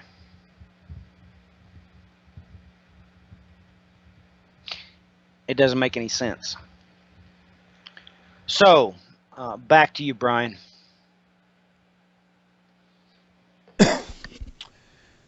Well, that is just it. You had brought up. I was trying to find the proper one. It took me a minute. This is the one I've used in. It's rather interesting times we live in. Everybody, you have to kind of realize that here with, for instance, what I'm about to show you. Now, folks, you need to kind of understand your history as to how it is that the actual theory of evolution even came into place. The theory of evolution actually followed suit when a geologist and several geologists began to support this, that everything was a slow trickle. There's never been a single catastrophe on this planet. Therefore, we end up in these billions and billions and billions of years where there's been only slight change. All these things couldn't be possible. This is just giving kind of a narrow reproduction of what the whole ball of wax is. There are several works out there where you can find out about this for yourself. Nonetheless, that was the lead-in. That's where Charles Darwin came into the equation. Evolution was actually a byproduct of them wanting to hide what has happened on this planet concerning varied catastrophes, be it cosmic in nature. Well, actually, it was all the ones that are cosmic in nature. They wanted gone. Right here, what you're looking at on the screen, this is a world map from PASSC.net/Earth Impact Database worldmap.html. And this lists every found known meteor impact crater that they have knowledge of at this point in time. Now, Matthew had brought up Chicxulub. If you look right there, guess what? And I'm actually going to zoom this in so we can get a clearer shot of this on the screen. But my cursor's going down in here. Here's where you have your Chicxulub impact crater. Or wait a minute, no. I think I'm off on that one. No, you're right on it. Okay, I thought so. And then, you can see there's several of them that happen here in South America. Right. America was pounded. Now, when the first big comet came in, which is that Chicxulub impact crater, meteorite or comet, look, folks, at the end of the day, and I hope people watch the Electric Comet documentary that I recommended. I may add some of these recommended videos into a playlist so people can just go to our YouTube channel and grab them from my recommended playlist. Nonetheless, you'll find out, look, they're one and the same thing. They just take on different properties. It's all still, it's debris. It's planetary debris from a planet within our solar system that had a collision and is no longer there. We did not explain the entirety of the Nice model that day. How do I put this into simple terms? Essentially what happened here is a chain event is caused by Jupiter, causing the other planets to leave their courses. When this happened, in one incident, which is echoed through just billions of legends worldwide, okay, we have an impact crater on Mars that is the exact same size of what is known as a dwarf planet, Vesta. That collision broke up, left a trail of debris. Matthew, and you had worked on that project. Right. Left a trail of debris, and Vesta was the remaining core of that planet from that collision. That legend is retained in ancient stories. Could this be tied into what happened there in Cappadocia with, the infamous Ahura Mazda or Asher warning them to get underground? Winter was about to be very long. It could have been the same event. You see the story echoed going back into the most ancient of written legends that we have. Go ahead. And I pointed out to you, Brian, that this is probably where the Magi got their reputation. Precisely. This And this you is cannot probably escape it. this is probably the event, ladies and gentlemen, is the reason why all the governments would include a caste of magi, because you can plainly see that this was spread across. We found evidence of underground caves in Turkey, Pakistan. So as they went, they told the people, "Hey, we've been warned by Asher to get underground."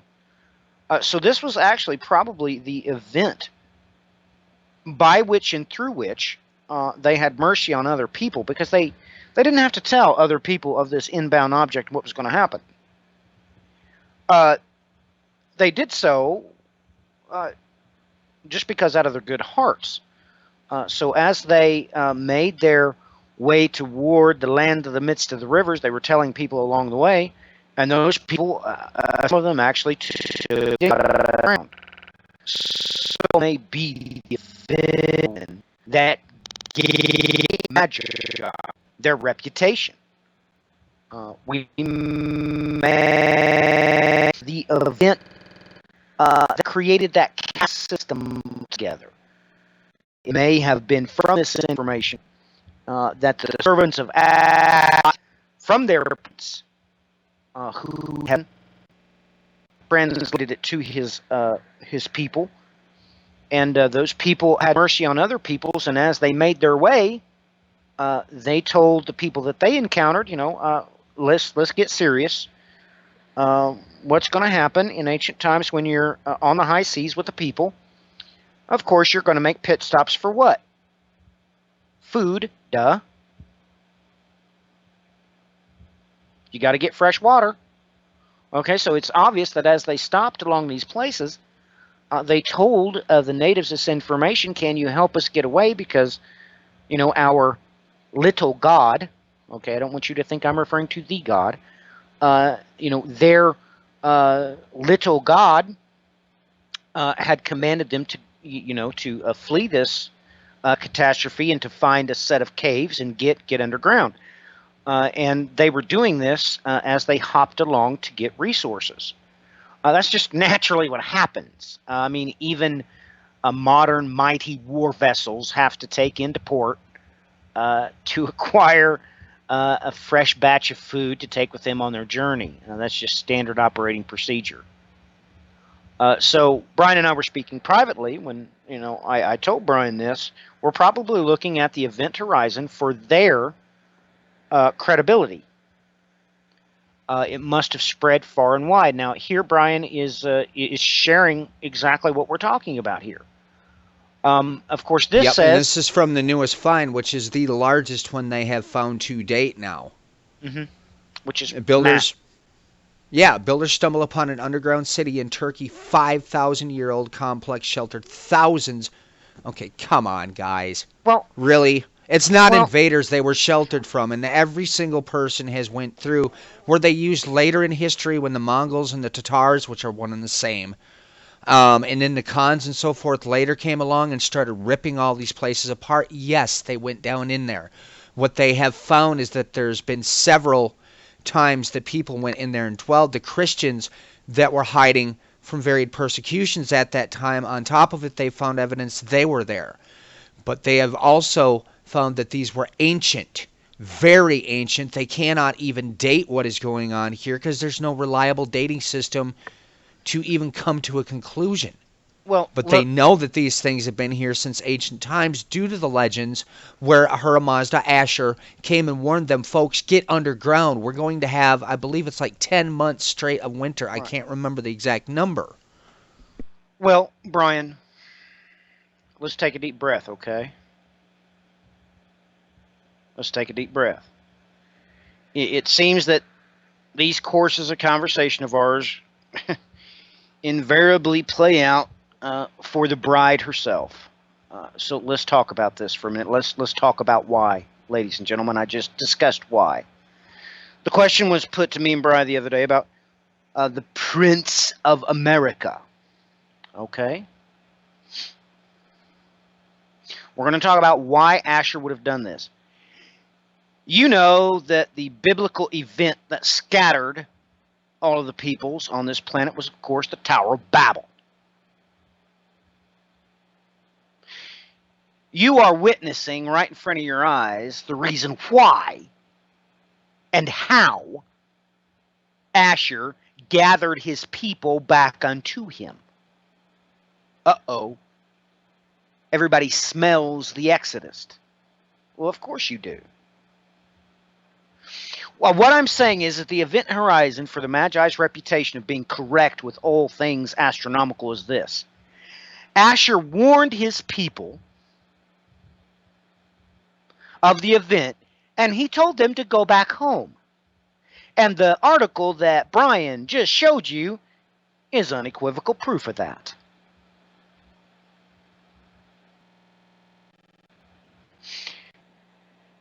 Asher was well aware of where his people were scattered to. He was well aware of where all their pockets had gone. He wanted to gather them together just like the Lord his God was going to do with the children of Abraham. So what you're literally witnessing here is Asher mimicking what he knew, or perhaps he did not know, the Lord his God was going to do with the Tekton Epigaleia. At this point in time, of course, Asher would have been looking out for the people he was responsible for. That is his job. He was, it would seem, according to this chain of historical stair steps, Asher was actually trying to accomplish his job and watch over the people with which God had given him charge over. The first thing he wanted to do is get them back into his geographical place of authority and get them into caves. Later, the Lord our God would use that exact same stair steps to gather the Tekton Epigaleia, well, back to the Promised Land. Now, you have to take note, these events happened before the Exodus events, ladies and gentlemen. Now you understand why Asher gained such a reputation, why he was called Osiris in Egypt. And we can just keep on going down the line. But literally, that's what we're saying. What is the event horizon for the Magi's reputation? Because they were unquestioned. Didn't matter. We have the biblical text saying that they even come to Herod, and Herod didn't even debate with them. Herod knew what they were saying was correct. He did not debate with them. So what generated this type of reputation where people knew to listen to the Magi? Now, I'm sorry if I've upset you scripturally speaking, sitting here saying that, well, what Asher did was gather his people back into his area of dominion so that he could protect them. I don't know why that would make you mad. Let's talk about the people Israel. What would you expect Michael to do? Oops, did I step on somebody's toes?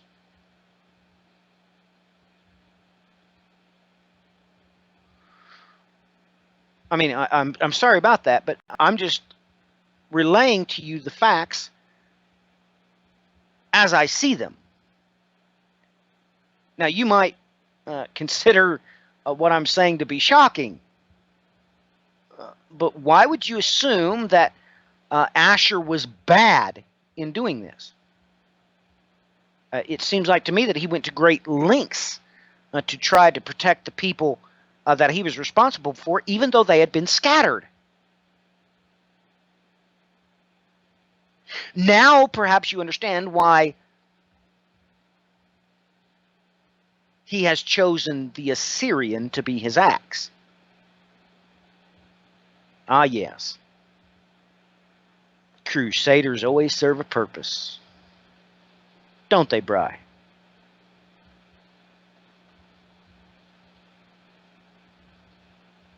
Now, Indeed.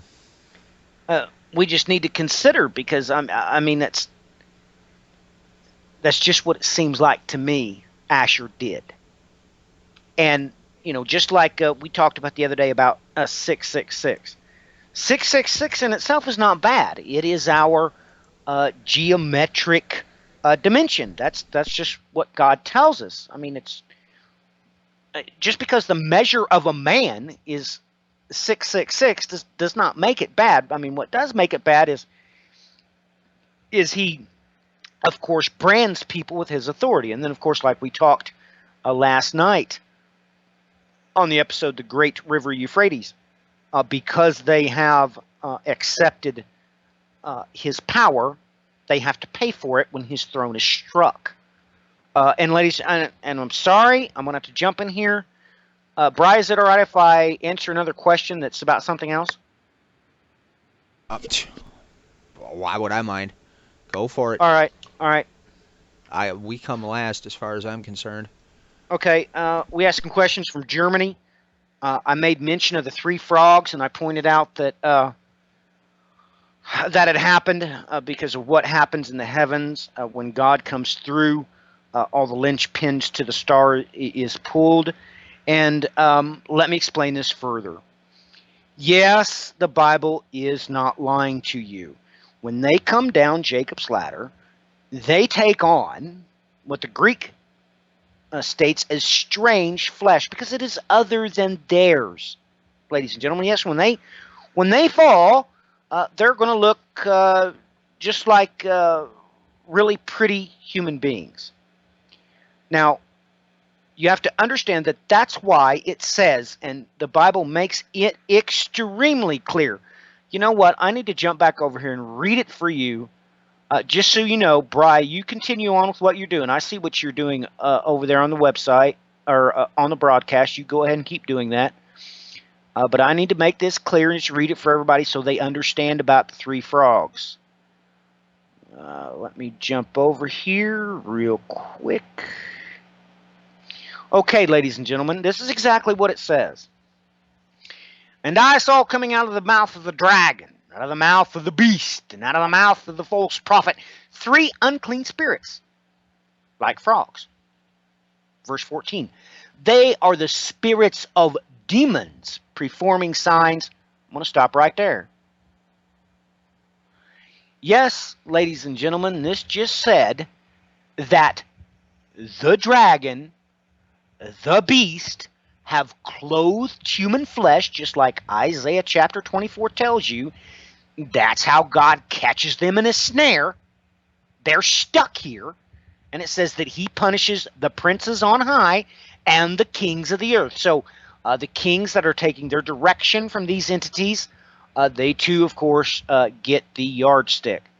So yes, ladies and gentlemen, what God just said was that Satan and Azazel, they allow themselves to become possessed by demons. Okay?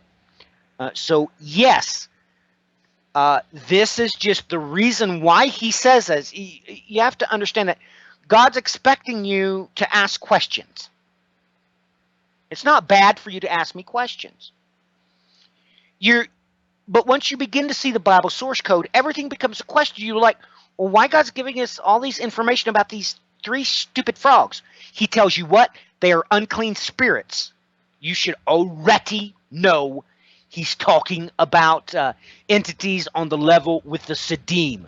They are either the Siddim due to the second incursion, or like their brothers, the Nephilim, due to the Primus incursion that produced the flood. He comes right out and tells you they're unclean. And they come out. How can the dragon be possessed by an unclean spirit? You're supposed to know that he has kicked them off Jacob's ladder. They tried to go back up. Michael said, it ain't happening. There's war. So they can't get up, and they're stuck here. They're stuck here in human flesh. Okay, so when you read, Peter and Jude tells you that they took on a strange flesh. They abandoned their proper abode and took on strange flesh and did not protect themselves Of course, during the second incursion, that's how they got away. That's how they were getting away with this. Catch-22. They didn't take wives. Exactly what happened in Genesis chapters 17, 18, and 19. What they would do was they wouldn't protect themselves. They would allow the townspeople to rape them. And God didn't think that was very funny that they had found a catch-22. So, ladies and gentlemen, yes, God's saying that they have taken on human flesh and they become possessed by 3 demons. When this event horizon takes place, even those demons cannot hold on to their seat of power. Literally, the little moons cannot hold on to the planet. So these 3 demons escape from Satan, which at this point in time, let me say it again so you understand it. At this point in time, he has taken on strange flesh because he abandoned his proper abode, and before he could go back up Jacob's ladder, God caught him in a snare when he kicks us back up to a 0-degree axis. So he is literally possessed by a demon. With Azazel, same things happened with the scapegoat, with the beast. He's taken on human flesh just like they did. I don't know why this surprised you. The whole reason why you can't allow, ladies and gentlemen, these black swans. Okay? These bad shepherds give you black swans to chase around so you can't see the truth. Revelation chapter 16, verses 13 and 14 is both giving you information and making sure you're not confused, because ladies and gentlemen, an angel can't be possessed unless they've taken on human flesh. Okay? So that's the whole purpose for the information. Now, as in reference to the frogs, we talked about the Greco-Bible source code, and the only other verse that's in references to that threat. Okay, so sorry to break form here, but when I get questions, especially because I just had surgery today, I need to, why my mind is fresh. Brad, go ahead and switch back to my my video. I don't want people just sitting there looking at that. Even though I'm a little bit discombobulated, my stupid Band-Aid keeps coming off from where they give me, what is that they give you? The water? I don't know. What's it called? Saline solution or something like that. Anyway, when I get these questions, it pops in my mind. I need to answer it right now so I don't forget. But these questions, strangely enough, came from Germany. And from 2 different sources in Germany, almost if they'd been in communication, but I know those 2 private groups don't. They do that for protection. They specifically keep their servers separated so they can't be breached. But they wanted to know about the other information contained. Well, it says more than frogs. It says unclean spirits. He says it to it twice. He calls them unclean spirits, you said. And then when we got our a transcript of what you'd said, the next verse, they were called demons. And, of course, that jumped out to them. Even in their transcripted version that they get from Brian and I's English into their German. So it's kind of upsetting that we haven't had to talk about this before. I don't know, maybe all of our English-speaking family members already knew that. Perhaps we had talked about it before, Bri. I don't know. But have you encountered anybody asking questions? The really important questions. I mean, of course, the black swan is the word frogs. They'll get lost in the frogs. When that's not what is important at all. I've never had a person ask me about that. Nonetheless, too, folks, just give a quick chime in. If you go to the Bands of Time website, bandsofTime.com, and it's a little bit hidden, but if you go to the footer section on the bottom and need to contact me, concerning any questions you have. I have my email link down there, so feel free. I've got the Google Plus on top of it, which I'm starting to use to post some odds and ends because I kind of prefer it over Facebook. Now, Facebook got a little challenging for a while there. So, yeah, Matthew bringing up the fact of I got any questions. No, unfortunately, I have not because I've been a little bit isolated for a while here, and I decided to change that up. Wanted to bring this in here, too. I did this, that's what I was doing there in the background before we went over to Matthew's video again. I've got, scrolling down here, the paragraph. I managed to put that in this little text thing, which is pretty darn cool. The actual paragraph I wanted to point out to people here. It basically, this is where it speaks about the Ahura Mazda. If you go up to the top of this, this is from historicmysteries.com/the Denkuru Mystery. And, of course, it goes into explaining this is an underground city, etc. But the important spot here, and one theory regarding the age of the underground city is the Phrygians built it around 800 BC. Another theory, the Hittites built it. Let's see here. Another one is that it was built by the Persian king Yima, who was ordered to build it by the god Ahura Mazda to protect his people from an ice age, as written in the Vanadad. See, that's the important part right there. That's where the story comes from that I keep speaking about.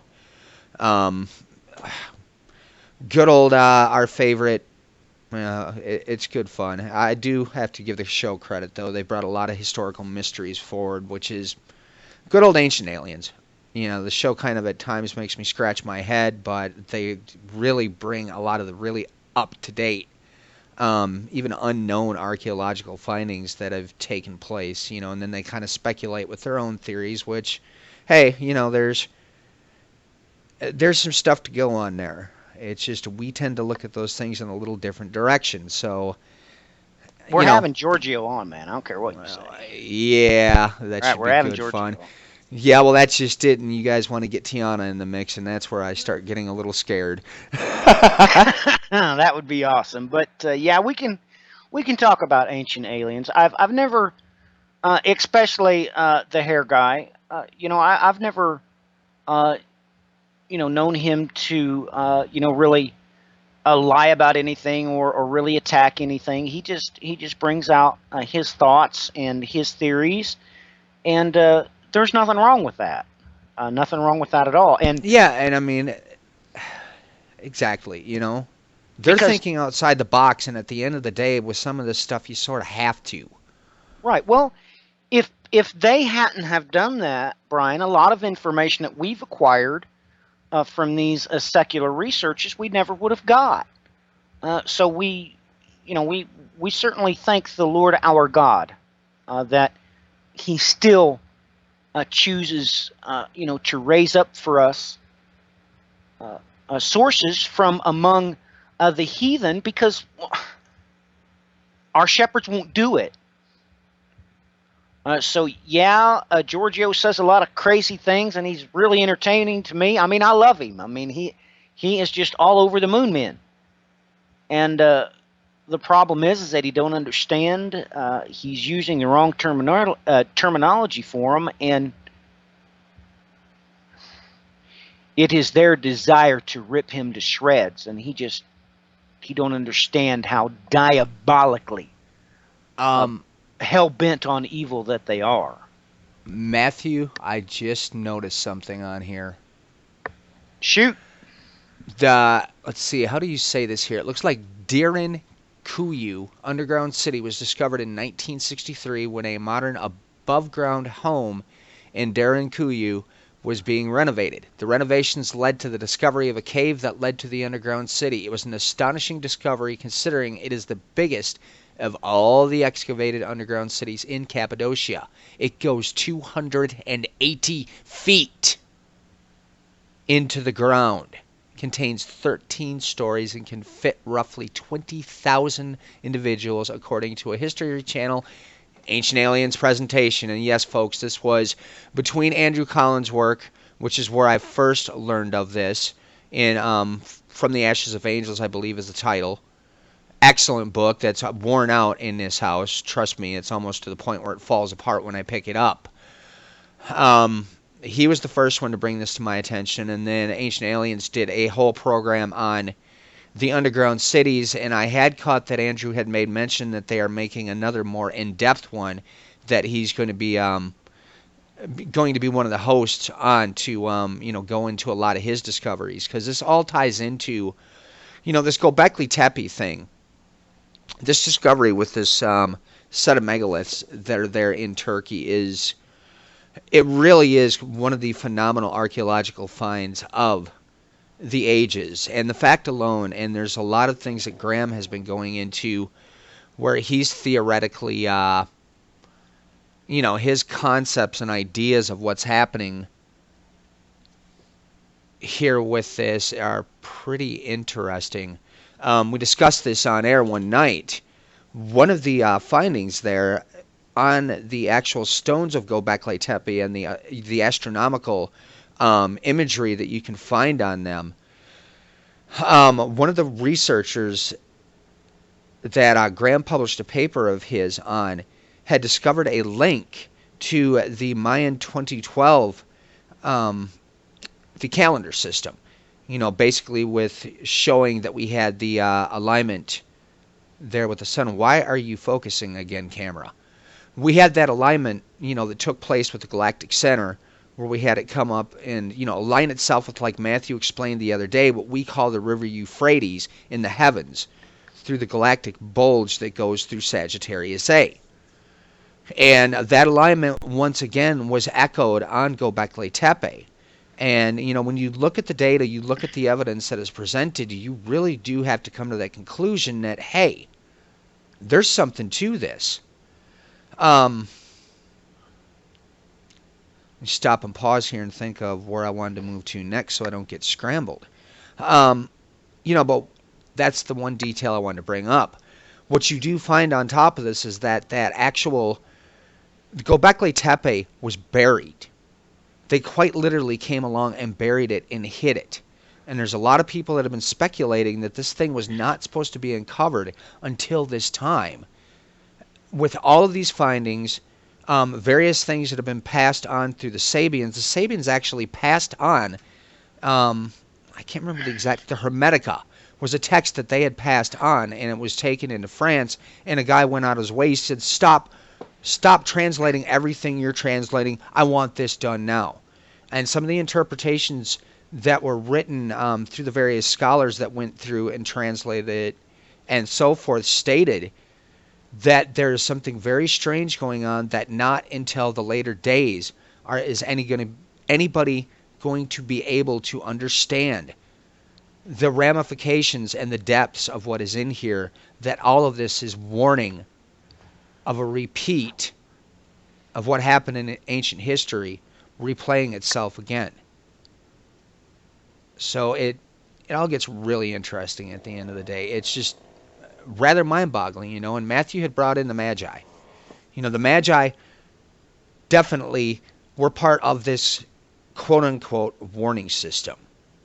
Okay, they retained this information, they continued to pass it along. You can trace all throughout the world the paths where they went along with this data, they passed it on to other cultures. These cultures built it into their temples, but then we go back into the Tamil Nadu and their Mayan astronomical texts, which line themselves up with the geography of the planet, which we have definitely went in depth to with the measures of the precession. It lines up exactly with every detail of how we are supposed to be measuring the planet. This is detailed in this astronomical text. And this astronomical text that comes out of India, it's one and the same as the Mayan calendar in Mexico. So now all of a sudden we can start locking this into place. Where did this information come from? When you have a document come out of India that was written before those Mayan temples were put into place, before that calendar system came into place, okay, Houston, we have a direct hit. Let me switch back over to you, Matthew, because I just went on a rabbit trail. No, I disagree. You weren't on a rabbit trail. It's just you kind of left me in the dust there because I wanted to throw something in there. You mentioned the depth of this place, and I just got through talking. 280. Right, I just got through talking about the measure of a man.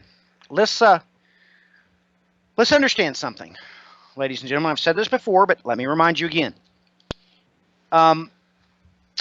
Just take note of Leonardo da Vinci's Vitruvian Man. I'm going to give you some stats. A foot is exactly 4 palms. The foot is 1/7 of the height of a man. So you need to understand that the standard measure was always based upon the measure of a man. Always. This comes from farmers, of course, because you would use 1 palm to separate one type of seed when you planted. Okay? You would use a foot for another. Now, just take note that a pace is 4 cubits. 4 cubits make a man. A man is 24 palms. You need to understand what the metric system is. The metric system is the measure of a star. Just happens to be your star, the planet Earth. How you get the metric system is by taking the distance from the equator to the pole and divide it equally. I just shocked you, didn't I? That's why they've been trying to force us to the metric system this whole time, because they don't want to use the measure of a man. They want to use the measure of planet Earth. With that in mind, the reason why this structure is exactly a birth cycle, 280 days, measured out in feet, ladies and gentlemen, is because you're supposed to know that that is divisible by the 4 corners or the 4 palms, the hollow of his hand.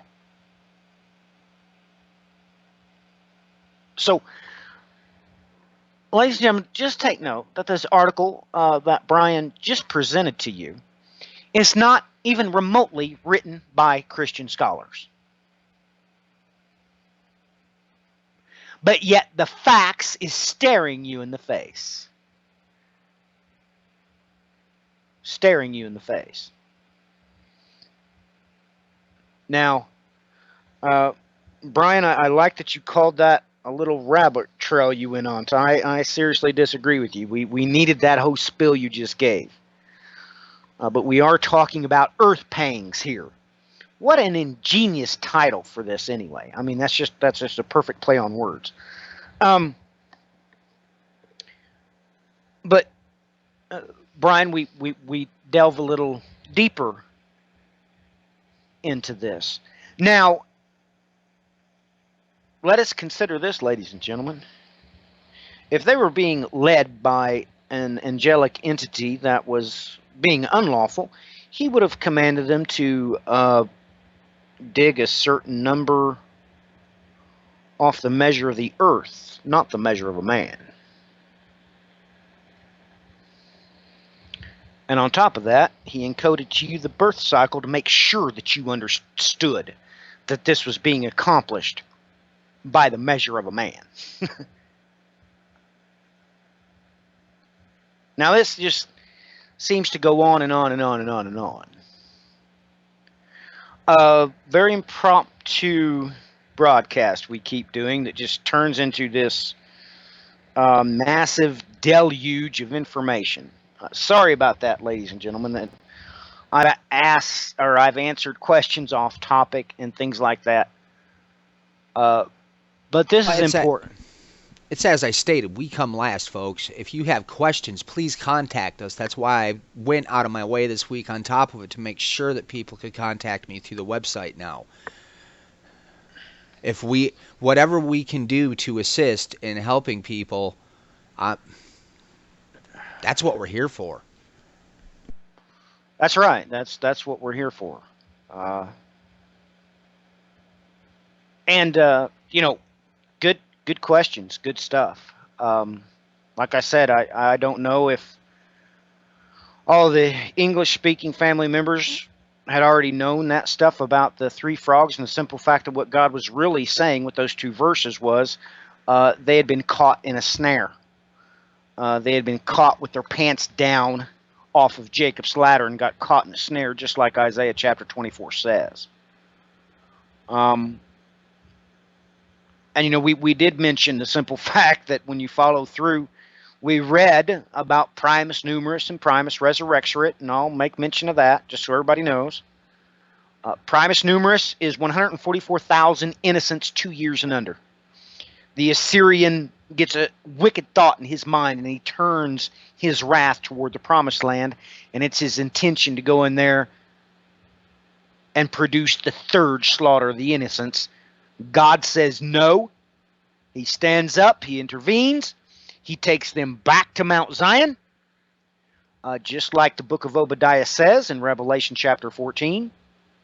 And that is that set of 144,000. They are in heaven. They replace the 1/3 of the bad angels. The other 144,000 is Primus Resurrexerit. They are sealed. They are beheaded.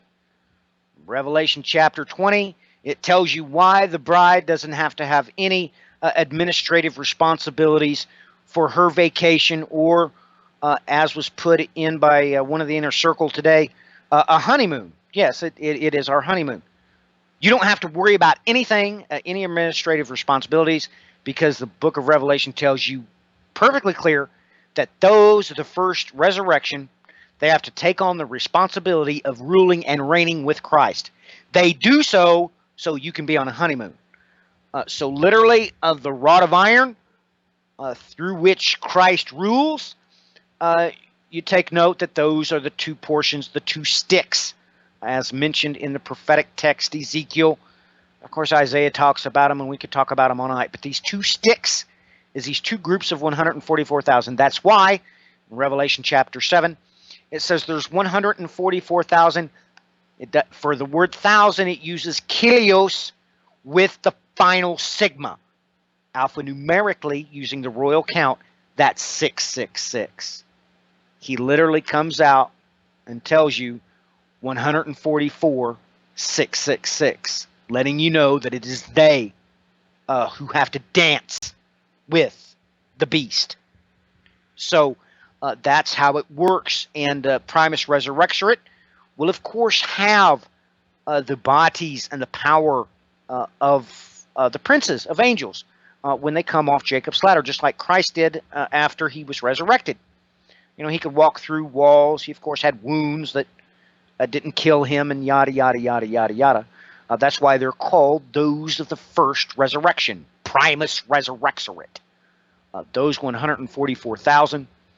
The reason why they are sealed before impact, of course, is if not, they would be going through the vast amount of pain and discomfort that the rest of the people out in the darkness would be enduring.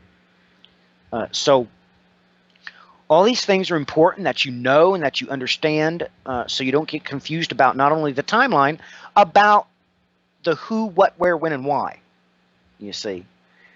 And just like with the two frogs, now you have the why. Now you have even why God gave you those information, why he uses two Greek words there. First he uses unclean, and then he uses, demon, making sure that you understand what's going on, that they have been trapped in the strange flesh of humanity.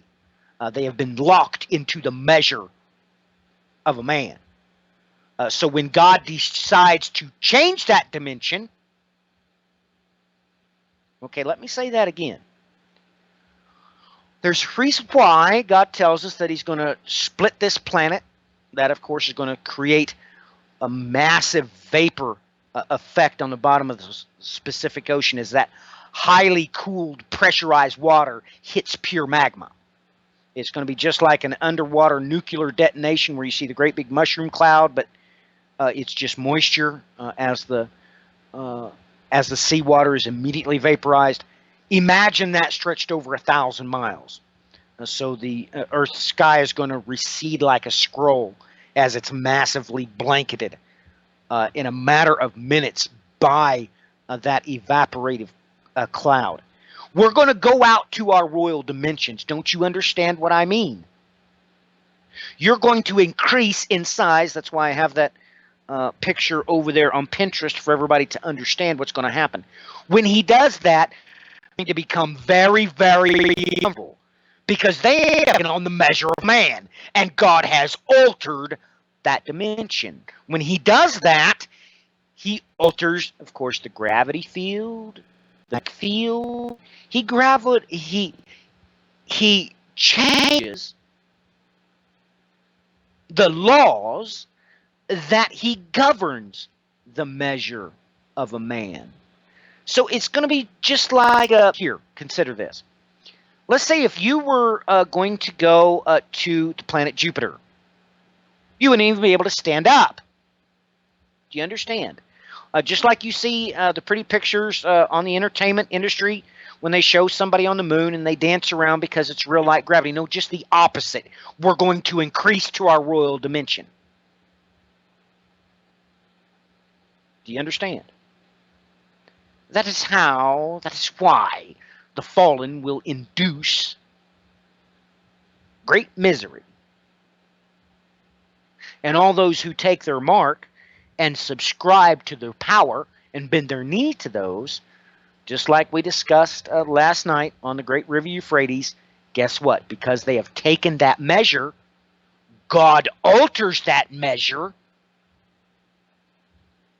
Everybody's going to be real uncomfortable if you find yourself outside of the place that's been prepared for you by God because you've been running around crusading. Now, I'm good with that. Okay? Just as long as you know. That's why the Bri and I, we really only have one rule. You do not crusade. I don't care if you go over to pre-trib rapture forums, as long as you don't create arguments, you don't fight with anybody. I don't care if you go to the preterist websites or whatever. I don't care if you go there and act like a Christian. I don't care if you go there, obey the Ten Commandments and the Beatitudes. We're fine with that. Go over there and help them if you can. If they got questions, concerning, let's say what happened in 70 A.D. If there's things that you've heard me say, like the simple fact that we know beyond any shadow of doubt, based on wars, the 10th book, the 10th chapter, Josephus himself said, this is Daniel's prophecy coming true. It was not Antiochus Epiphanes, it's this one. Of course, he was saying it both. He was saying this was an isochronal event. Well, go ahead and share that with them, but don't start a fight with them. And just know this. If you go over there to start a fight with them and you do find yourself in an argumentative fashion, that's illegal. You're going to find yourself with a great big stamp on your forehead, and I'll be on vacation.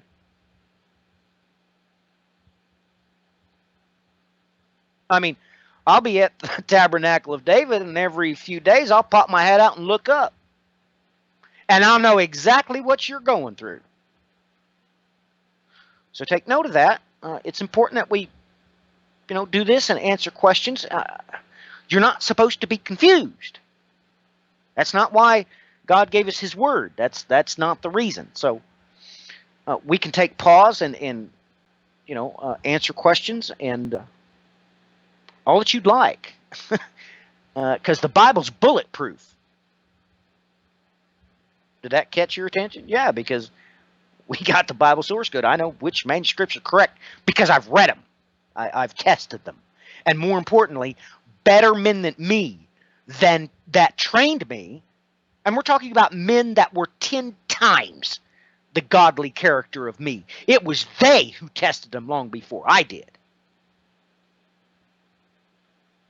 So, like we was mentioning about these secular researchers, ladies and gentlemen, if you don't have the Bible source code to stand upon, they're going to tear you to shreds because they're going to say, well, what about this manuscript? What about all the manuscripts they conflict one another? I mean, if you mention to them the King James Version, they'll laugh at you because that's not based on anything. That's why the government got involved and created the government authorized version. But anyway, that's why these verses make sense about these frogs. That's why the verse makes sense about the great river Euphrates, and then the very next one says what it says. See, it makes sense as long as you know where it's all going. But that's why it was written, so you'd know where it was going. So when I take a look at the wind map, and then Brian brings up the earthquake map, and I'm like, wait a minute, I just seen that. This is just a different flavor. It's got different colors on your map, Brian, but I'm seeing voids where I see colors on yours.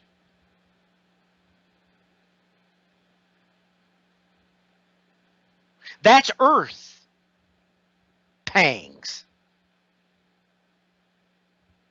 That's earth pangs. Now, I don't know if anybody else of a Christian flavor is covering these things, because I know Ben over there at Suspicious Observers. I don't think he's a family member. I don't know. We do know that Alvin is, and that's good stuff, and so is Gary. But, ladies and gentlemen, the article that Brian just showed to you may very well be why the Magi have their credibility. Would that rattle your cage? Would it rattle your cage that Asher would be so zealous as to gather his people back to the area of authority to protect them? Brian, is that outside the realm of possibility? Times Michael has done that. Do you think he's done that a couple times, Bri, or no?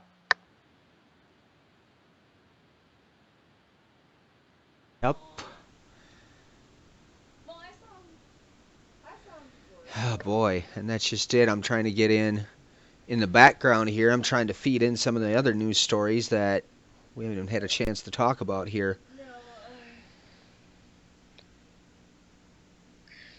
I mean, we just had a article that was released in, I believe it was December 7th. I just found this yesterday because they, on top of it, five members of a sleeper cell of ISIS members inside of Israel were just arrested in the last couple of days. This was just released on the 7th. Really? Previous to that, ISIS attacks in Israel are just a matter of time. Strolled through that one, and I did on top of it. I brought in the other article, but let's go through this one first so people can at least read it on screen quick before I flip over to the other one again, because I did want to talk about this. I had made a comment with a new friend of mine on the social network. They had posted this story. That's how I found out about it. He's part of a radio network. I can't recall offhand. I'll give a link in the show notes to his site. He seems like a really nice guy. But once again, we've still got major ISIS activity going on, and the Western media is trying to play it off as if ISIS has went to sleep. Really? Really? Let's take a look at this, because here's what the person that on the social networks, what he stated, is they don't understand how Israel could have carried this out due to the fact that Turkey has brought in, I believe Russia had brought in the new anti-aircraft devices, essentially, so they don't get shot down again by Turkey. Israel claims airstrikes at Syrian army convoy on Damascus. Now, not even, Matthew, do you recall exactly when that was? About 2.5 weeks, maybe 3 at the most. Israel again had shot into Syria to take out targets, and this was directly after the 3 videos had been released where ISIS was threatening Israel. Okay, and the presidential address that we had this week on top of it, Obama pretty much stood up and said, "We're coming after you. We're going to take care of you." Now, they know full well, and what I do find interesting, and maybe this will sort of go into it, you got to understand, everybody, that this caliphate, this Islamic State system they are trying to put into place, this was not just a bunch of crazy dudes that had no planning in mind when they went into instituting everything they're doing. They have had very specific tactical planning that they have had up online for people to get a hold of within PDF files. So, extensive written out tactics on how they're going to do this. And the first and foremost thing that they were attempting to do is basically get everybody to get their military forces to them on the ground, therefore depleting their military structure in their homeland. Thereby doing that, they leave their homeland open to attack. Now, what I found interesting about what Obama stated, obviously they got the memo. I mean, look, folks, they have the intelligence community here in the United States is really darn good. I'm not going to say a foul thing about them. The amount of attacks that they have stopped on our soil that have not been reported to the public is literally unbelievable. So you'll never hear me speak a foul word against them, nor the actual military forces, nor the non-corrupt police. I don't do that stuff. Because there's decent people out there trying to protect us, doing their job, what they signed up for. But nonetheless, that's what they've been trying to do. And Obama stated flat out in this address, we're not going to go into things that way.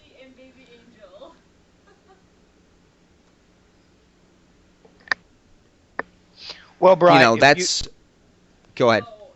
I just want to say, if you're done with your little interjection, I got another little interjection, if that's all right. Well, let me finish up here quickly with Yes, that. sir.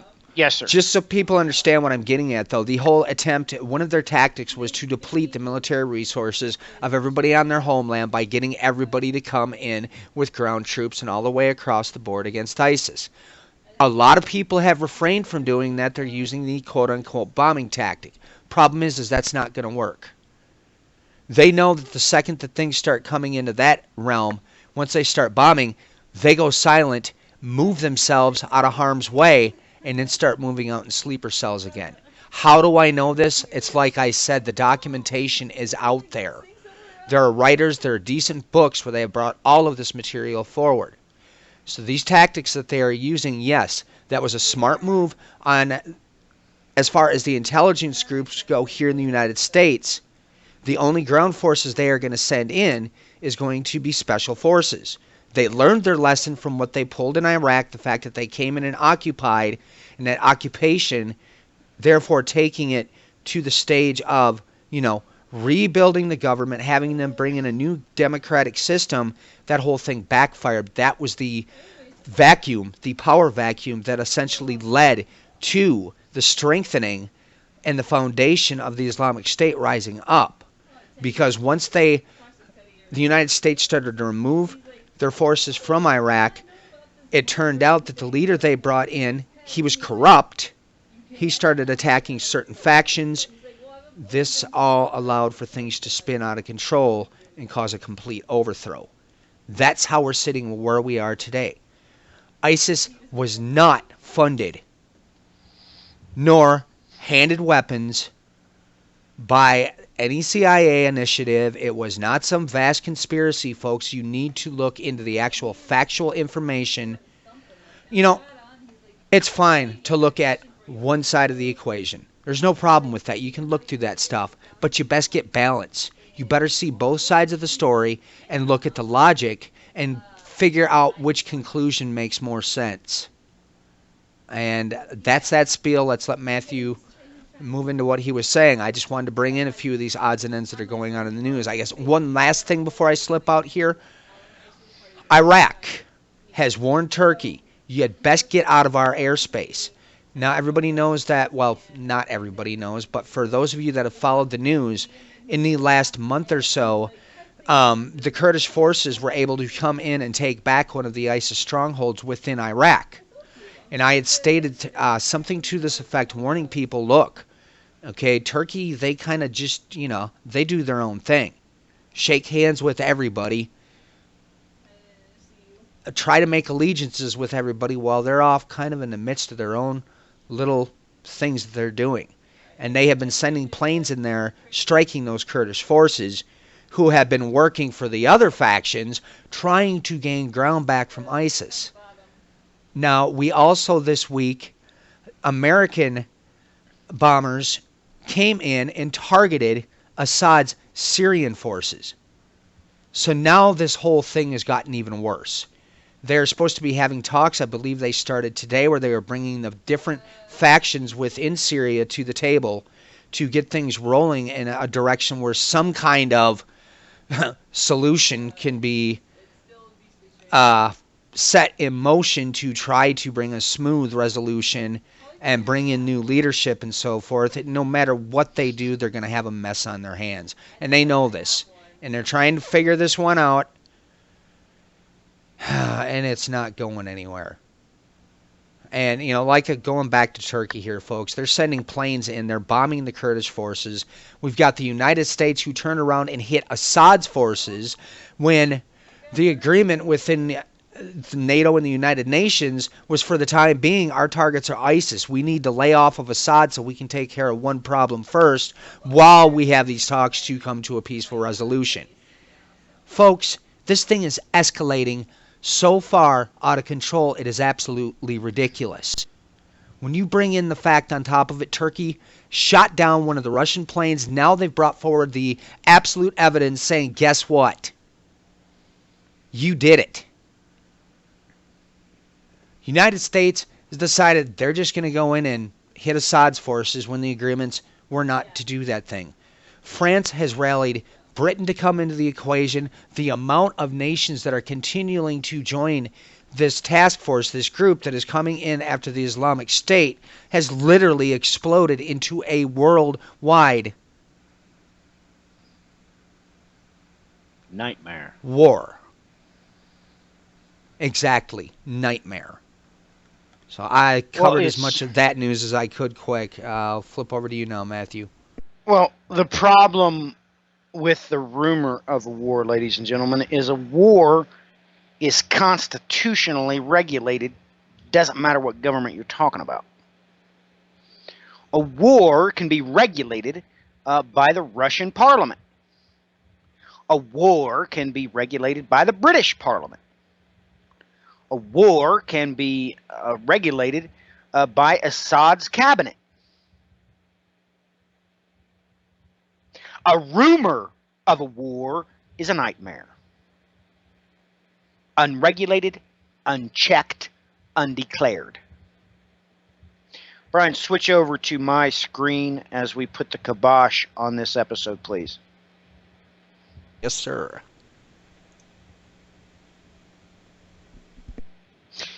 I'm going to throw out a little tidbit. I'm going to answer the question coming from the chat room. John Mark Gomez made reference to Nephilim and then referred to dinos, started speaking about dinosaurs. No, that's two different entities. The Nephilim, let me make it perfectly clear, they are half human. Yes, that variant, yes, that's important to explain. And the other is Chimera. That is half angel, half animal. Yep. Me and Brian have done an episode on that. Just look it up. Chimeras in the Septuagint. We also did a Nephilim in the Septuagint, I believe. I can't remember. It's been a while back, but just search the name. You can find it. This is a tidbit for the next episode. America in prophecy. The first thing that you need to understand is that the etymology does not mean United States. This is what it is. It is 1/3 of the planet. This is the Americas, ladies and gentlemen, as you're seeing on my screen right now. Now take a deep breath. You're going to take note for one, this is 1/3 of the land on this planet. He's literally telling you that when he hits us and takes out 1/3 of all the green grass and all the green trees, he's talking about America. He also tells you something else here that you can't see on this map. You just can't see it. You've got to have eyes that can see and ears that can hear. Brian just went to great lengths, many times actually, to tell you about the 10 steps. Unfortunately, you need to understand that the Americas, they comprise exactly 10 steps, ladies and gentlemen. The Americas comprise 10 stations in the heavens. Let me scroll back up and I will show you. From the edge of Brazil, all the way, of course, to the islands outlying off of Alaska, that's 10, that's right, time zones. It's 10 hours. It's 10 steps. The only place on this planet that could have incurred massive damage during the 10 steps you're told about in Hezekiah, God told you mathematically. You're looking at it. With that said, no one understand this. America is certainly in Bible prophecy. Now, you all know that Brian and I have talked about American Bible prophecy before. We've tried to tell you what it was. Now I just decided to show it to you so that you can know and understand in your heart exactly what's being referred to in the scripture. So with that in mind, it's not so much of a mystery anymore. We just already discussed multiple times the Chicxulub impact crater, where it's at, why there's temples there, why that was the seat of course, Solomon obviously had outposts there. Not such a mystery anymore. You'll take note that it's surrounded by the Atlantic Ocean, the Pacific Ocean. There it is. I know that in school you all were taught that America referred to the United States. No, it didn't. It never did. We're going to go through the history, the etymology of America, and you're going to realize, no, it doesn't come from the Latin, ladies and gentlemen. Nothing comes from the Latin. It all comes from the Greco-Bible source code. If you don't believe me, just look at Isaac Newton's stuff. He'll tell you. So we're going to cover it. Yes, America. New World. It's the New World, ladies and gentlemen. It's in Bible prophecy. It's in places that are not too bright. That's what we're going to cover next time. So that's a heads up, little tidbit for the next show. We appreciate you coming. We strongly suggest that you pray for some reason family members in Korea. I'm not sure what's going on there. To be honest with you, you all know that I had to drive all the way across the state yesterday just so the surgeon could look at me literally for 5 minutes and charge me $300 and schedule the surgery for today. It only took him 20 minutes to put my hand back together. So I haven't had a chance to look at it. I'm not sure the route for those prayers. Because when it comes back to me from Korea, it's very choppy translation. All I know is for some reason they're saying that they owe the government money, but I'm not. That doesn't make any sense to me because, I mean, I live there. I spent, of course, my time on the DMZ. The churches didn't have to pay money, so I don't know what they're talking about. But we need to make sure we remember the family members there in Korea. I don't know. Maybe somebody can check the news and let me know tomorrow if I have time. If I have the concentration, I'll do it. But first and foremost, I have to get ready to do America in Prophecy. It's time for Brian and I to do that. Of course, everybody knows about the refugees. I don't need to say anything about it.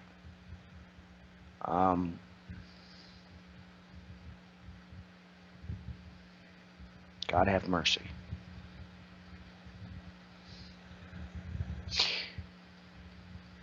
His fold would be full if it wasn't for the Crusaders. I mean, you really don't know anything if you don't understand the riddle of the Good Samaritan. And he used a Samaritan for a reason, by the way, whether you believe it or not.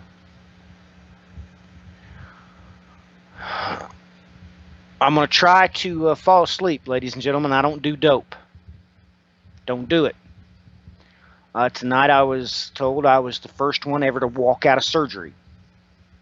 Got up off the table. They took the tourniquet off, wrapped my hand out up, and I walked out of surgery. I literally walked out the doors from the surgery. I'm going to tell you why. It's not because I want to be tough or anything like that. All of you know, especially modern scholars today and New Agers, love to take that ayahuasca and sit around and smoke stuff and get introduced to spirits. Brian knows that it's very dangerous for me to lose my faculties. You need to understand that both wicked spirits and unclean spirits would be standing right there waiting for me to get out of sorts with my mind. People who do that stuff, to get to know their ascended masters, ladies and gentlemen, they're sitting there waiting for me to get out of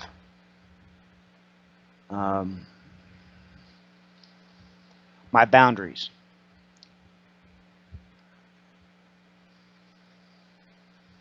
I'm going to tell you something. I come from a family of 10. I am the last. I have 7 sisters, 2 brothers. The youngest sister, she's 5 years older than me, and she made a choice. She wields fantastic power. Unfortunately, she was removed from my family. I loved her more than the rest all combined.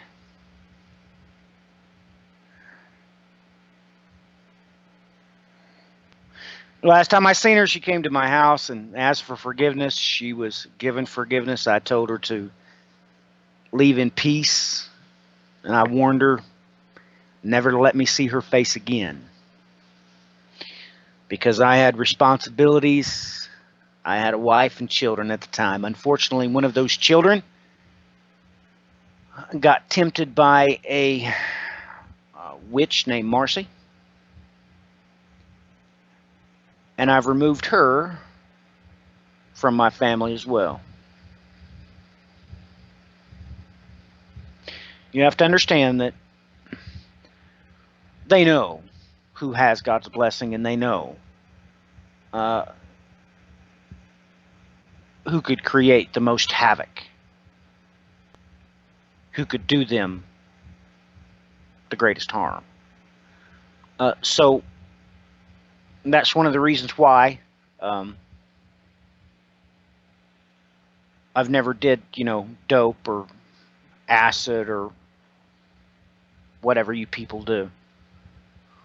You need to understand that mine enemy would seize that opportunity to enter into my weakness and do quite a lot of damage. So that means that I got tested this weekend, but my testing did not turn into tribulation.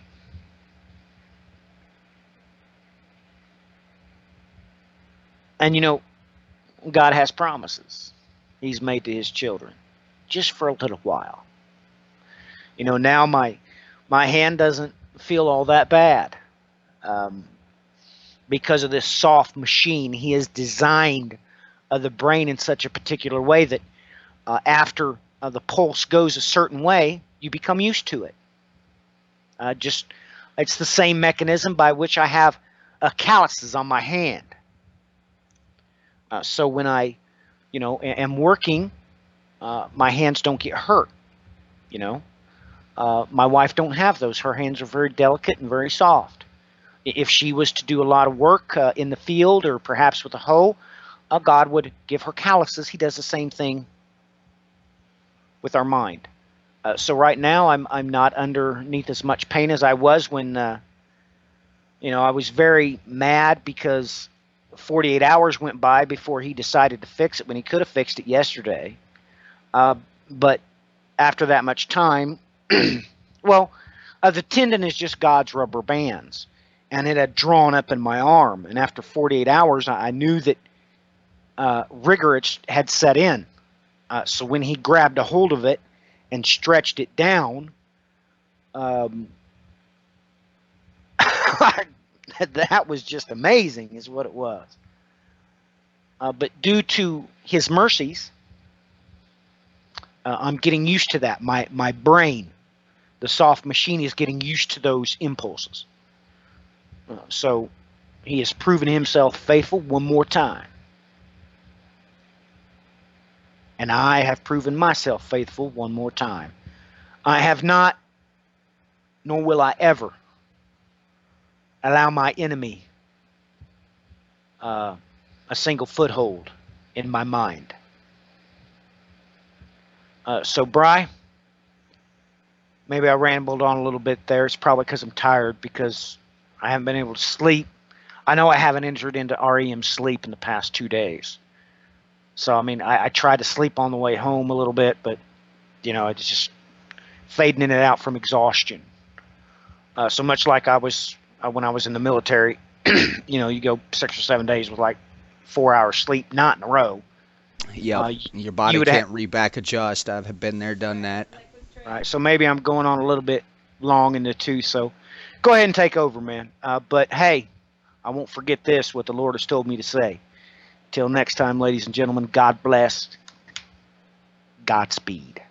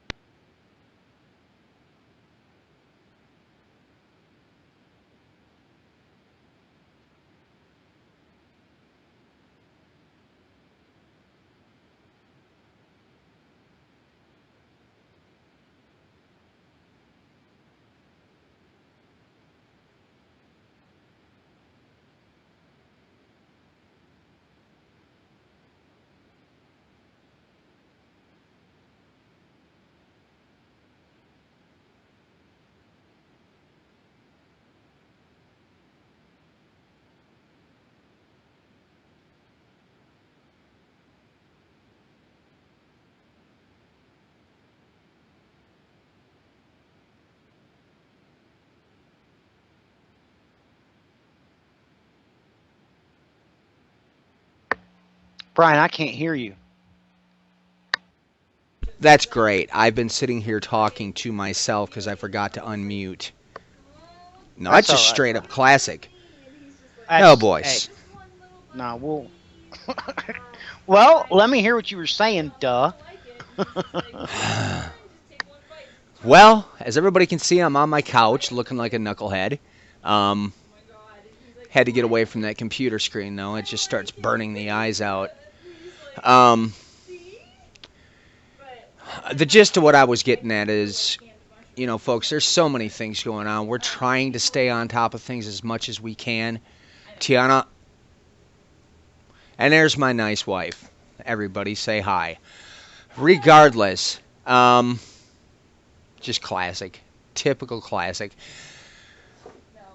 Regardless, as I was trying to state, I will try to get some resources up on the website so people can go in and look at the varied sources that I used to use to keep an eye on all these varied earth changes on a day-to-day basis. And I hope to get in some feeds actually as well, because I can just bring in the feeds from some of these news sites as opposed to having to go in and post this, that, and the other story. I used to do that on the blogs, but I really don't like doing that because it's just, I'd rather just link stuff right to the original site, so people can see what it is from the site. And I like to post original stuff. I don't like to post other people's things. So I'd also like to give thanks to a Viscous Circle who has given us permission to use that awesome Wormwood song at the beginning of our videos. Those guys are some good friends of mine from years back. I've played with many people in that band throughout time, and some good folks. I kind of miss them. I haven't seen them for probably going on at least 10 to 12 years here now. So ran into the singer Sean last year, and he wanted to reconnect immediately from seeing. So hoping to work on some musical projects maybe here in the future and get a little bit of assistance from some of my old friends for taking care of various odds and ends in the recording. So some more original music to be adding into the broadcast would be nice. That's one of the reasons I kind of wanted to start putting my studio back together again, which you kind of can't see at the moment, but nonetheless, I've rebuilt it. So, I've got a question. Yes, sir. What about this 432? Oh my goodness, yeah, we're gonna have to get that in there. Look, How did he come up with now? Don't lie. That can't be random. well, look, Matthew, I learned a lot from those guys back in the day. We were all tied into some pretty. The background I came from. Matthew had talked about the reason that he doesn't do certain things because of the things that will happen. Look, folks, I can attest to the very things that he avoids so they do not happen. I used to do all of them. I was very deep into the realms of the occult. By the time I walked out, I was pretty much a master practitioner within what they would term as high magic, which is, break it down, it's Kabbalistic.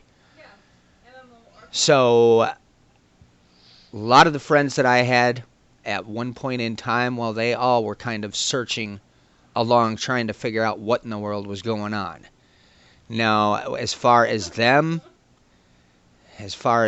song is concerned, though, yeah, they're one of us, folks. I'm not certain what the deal is with that, and I may ask him why that decision there, my friend, to do the 432.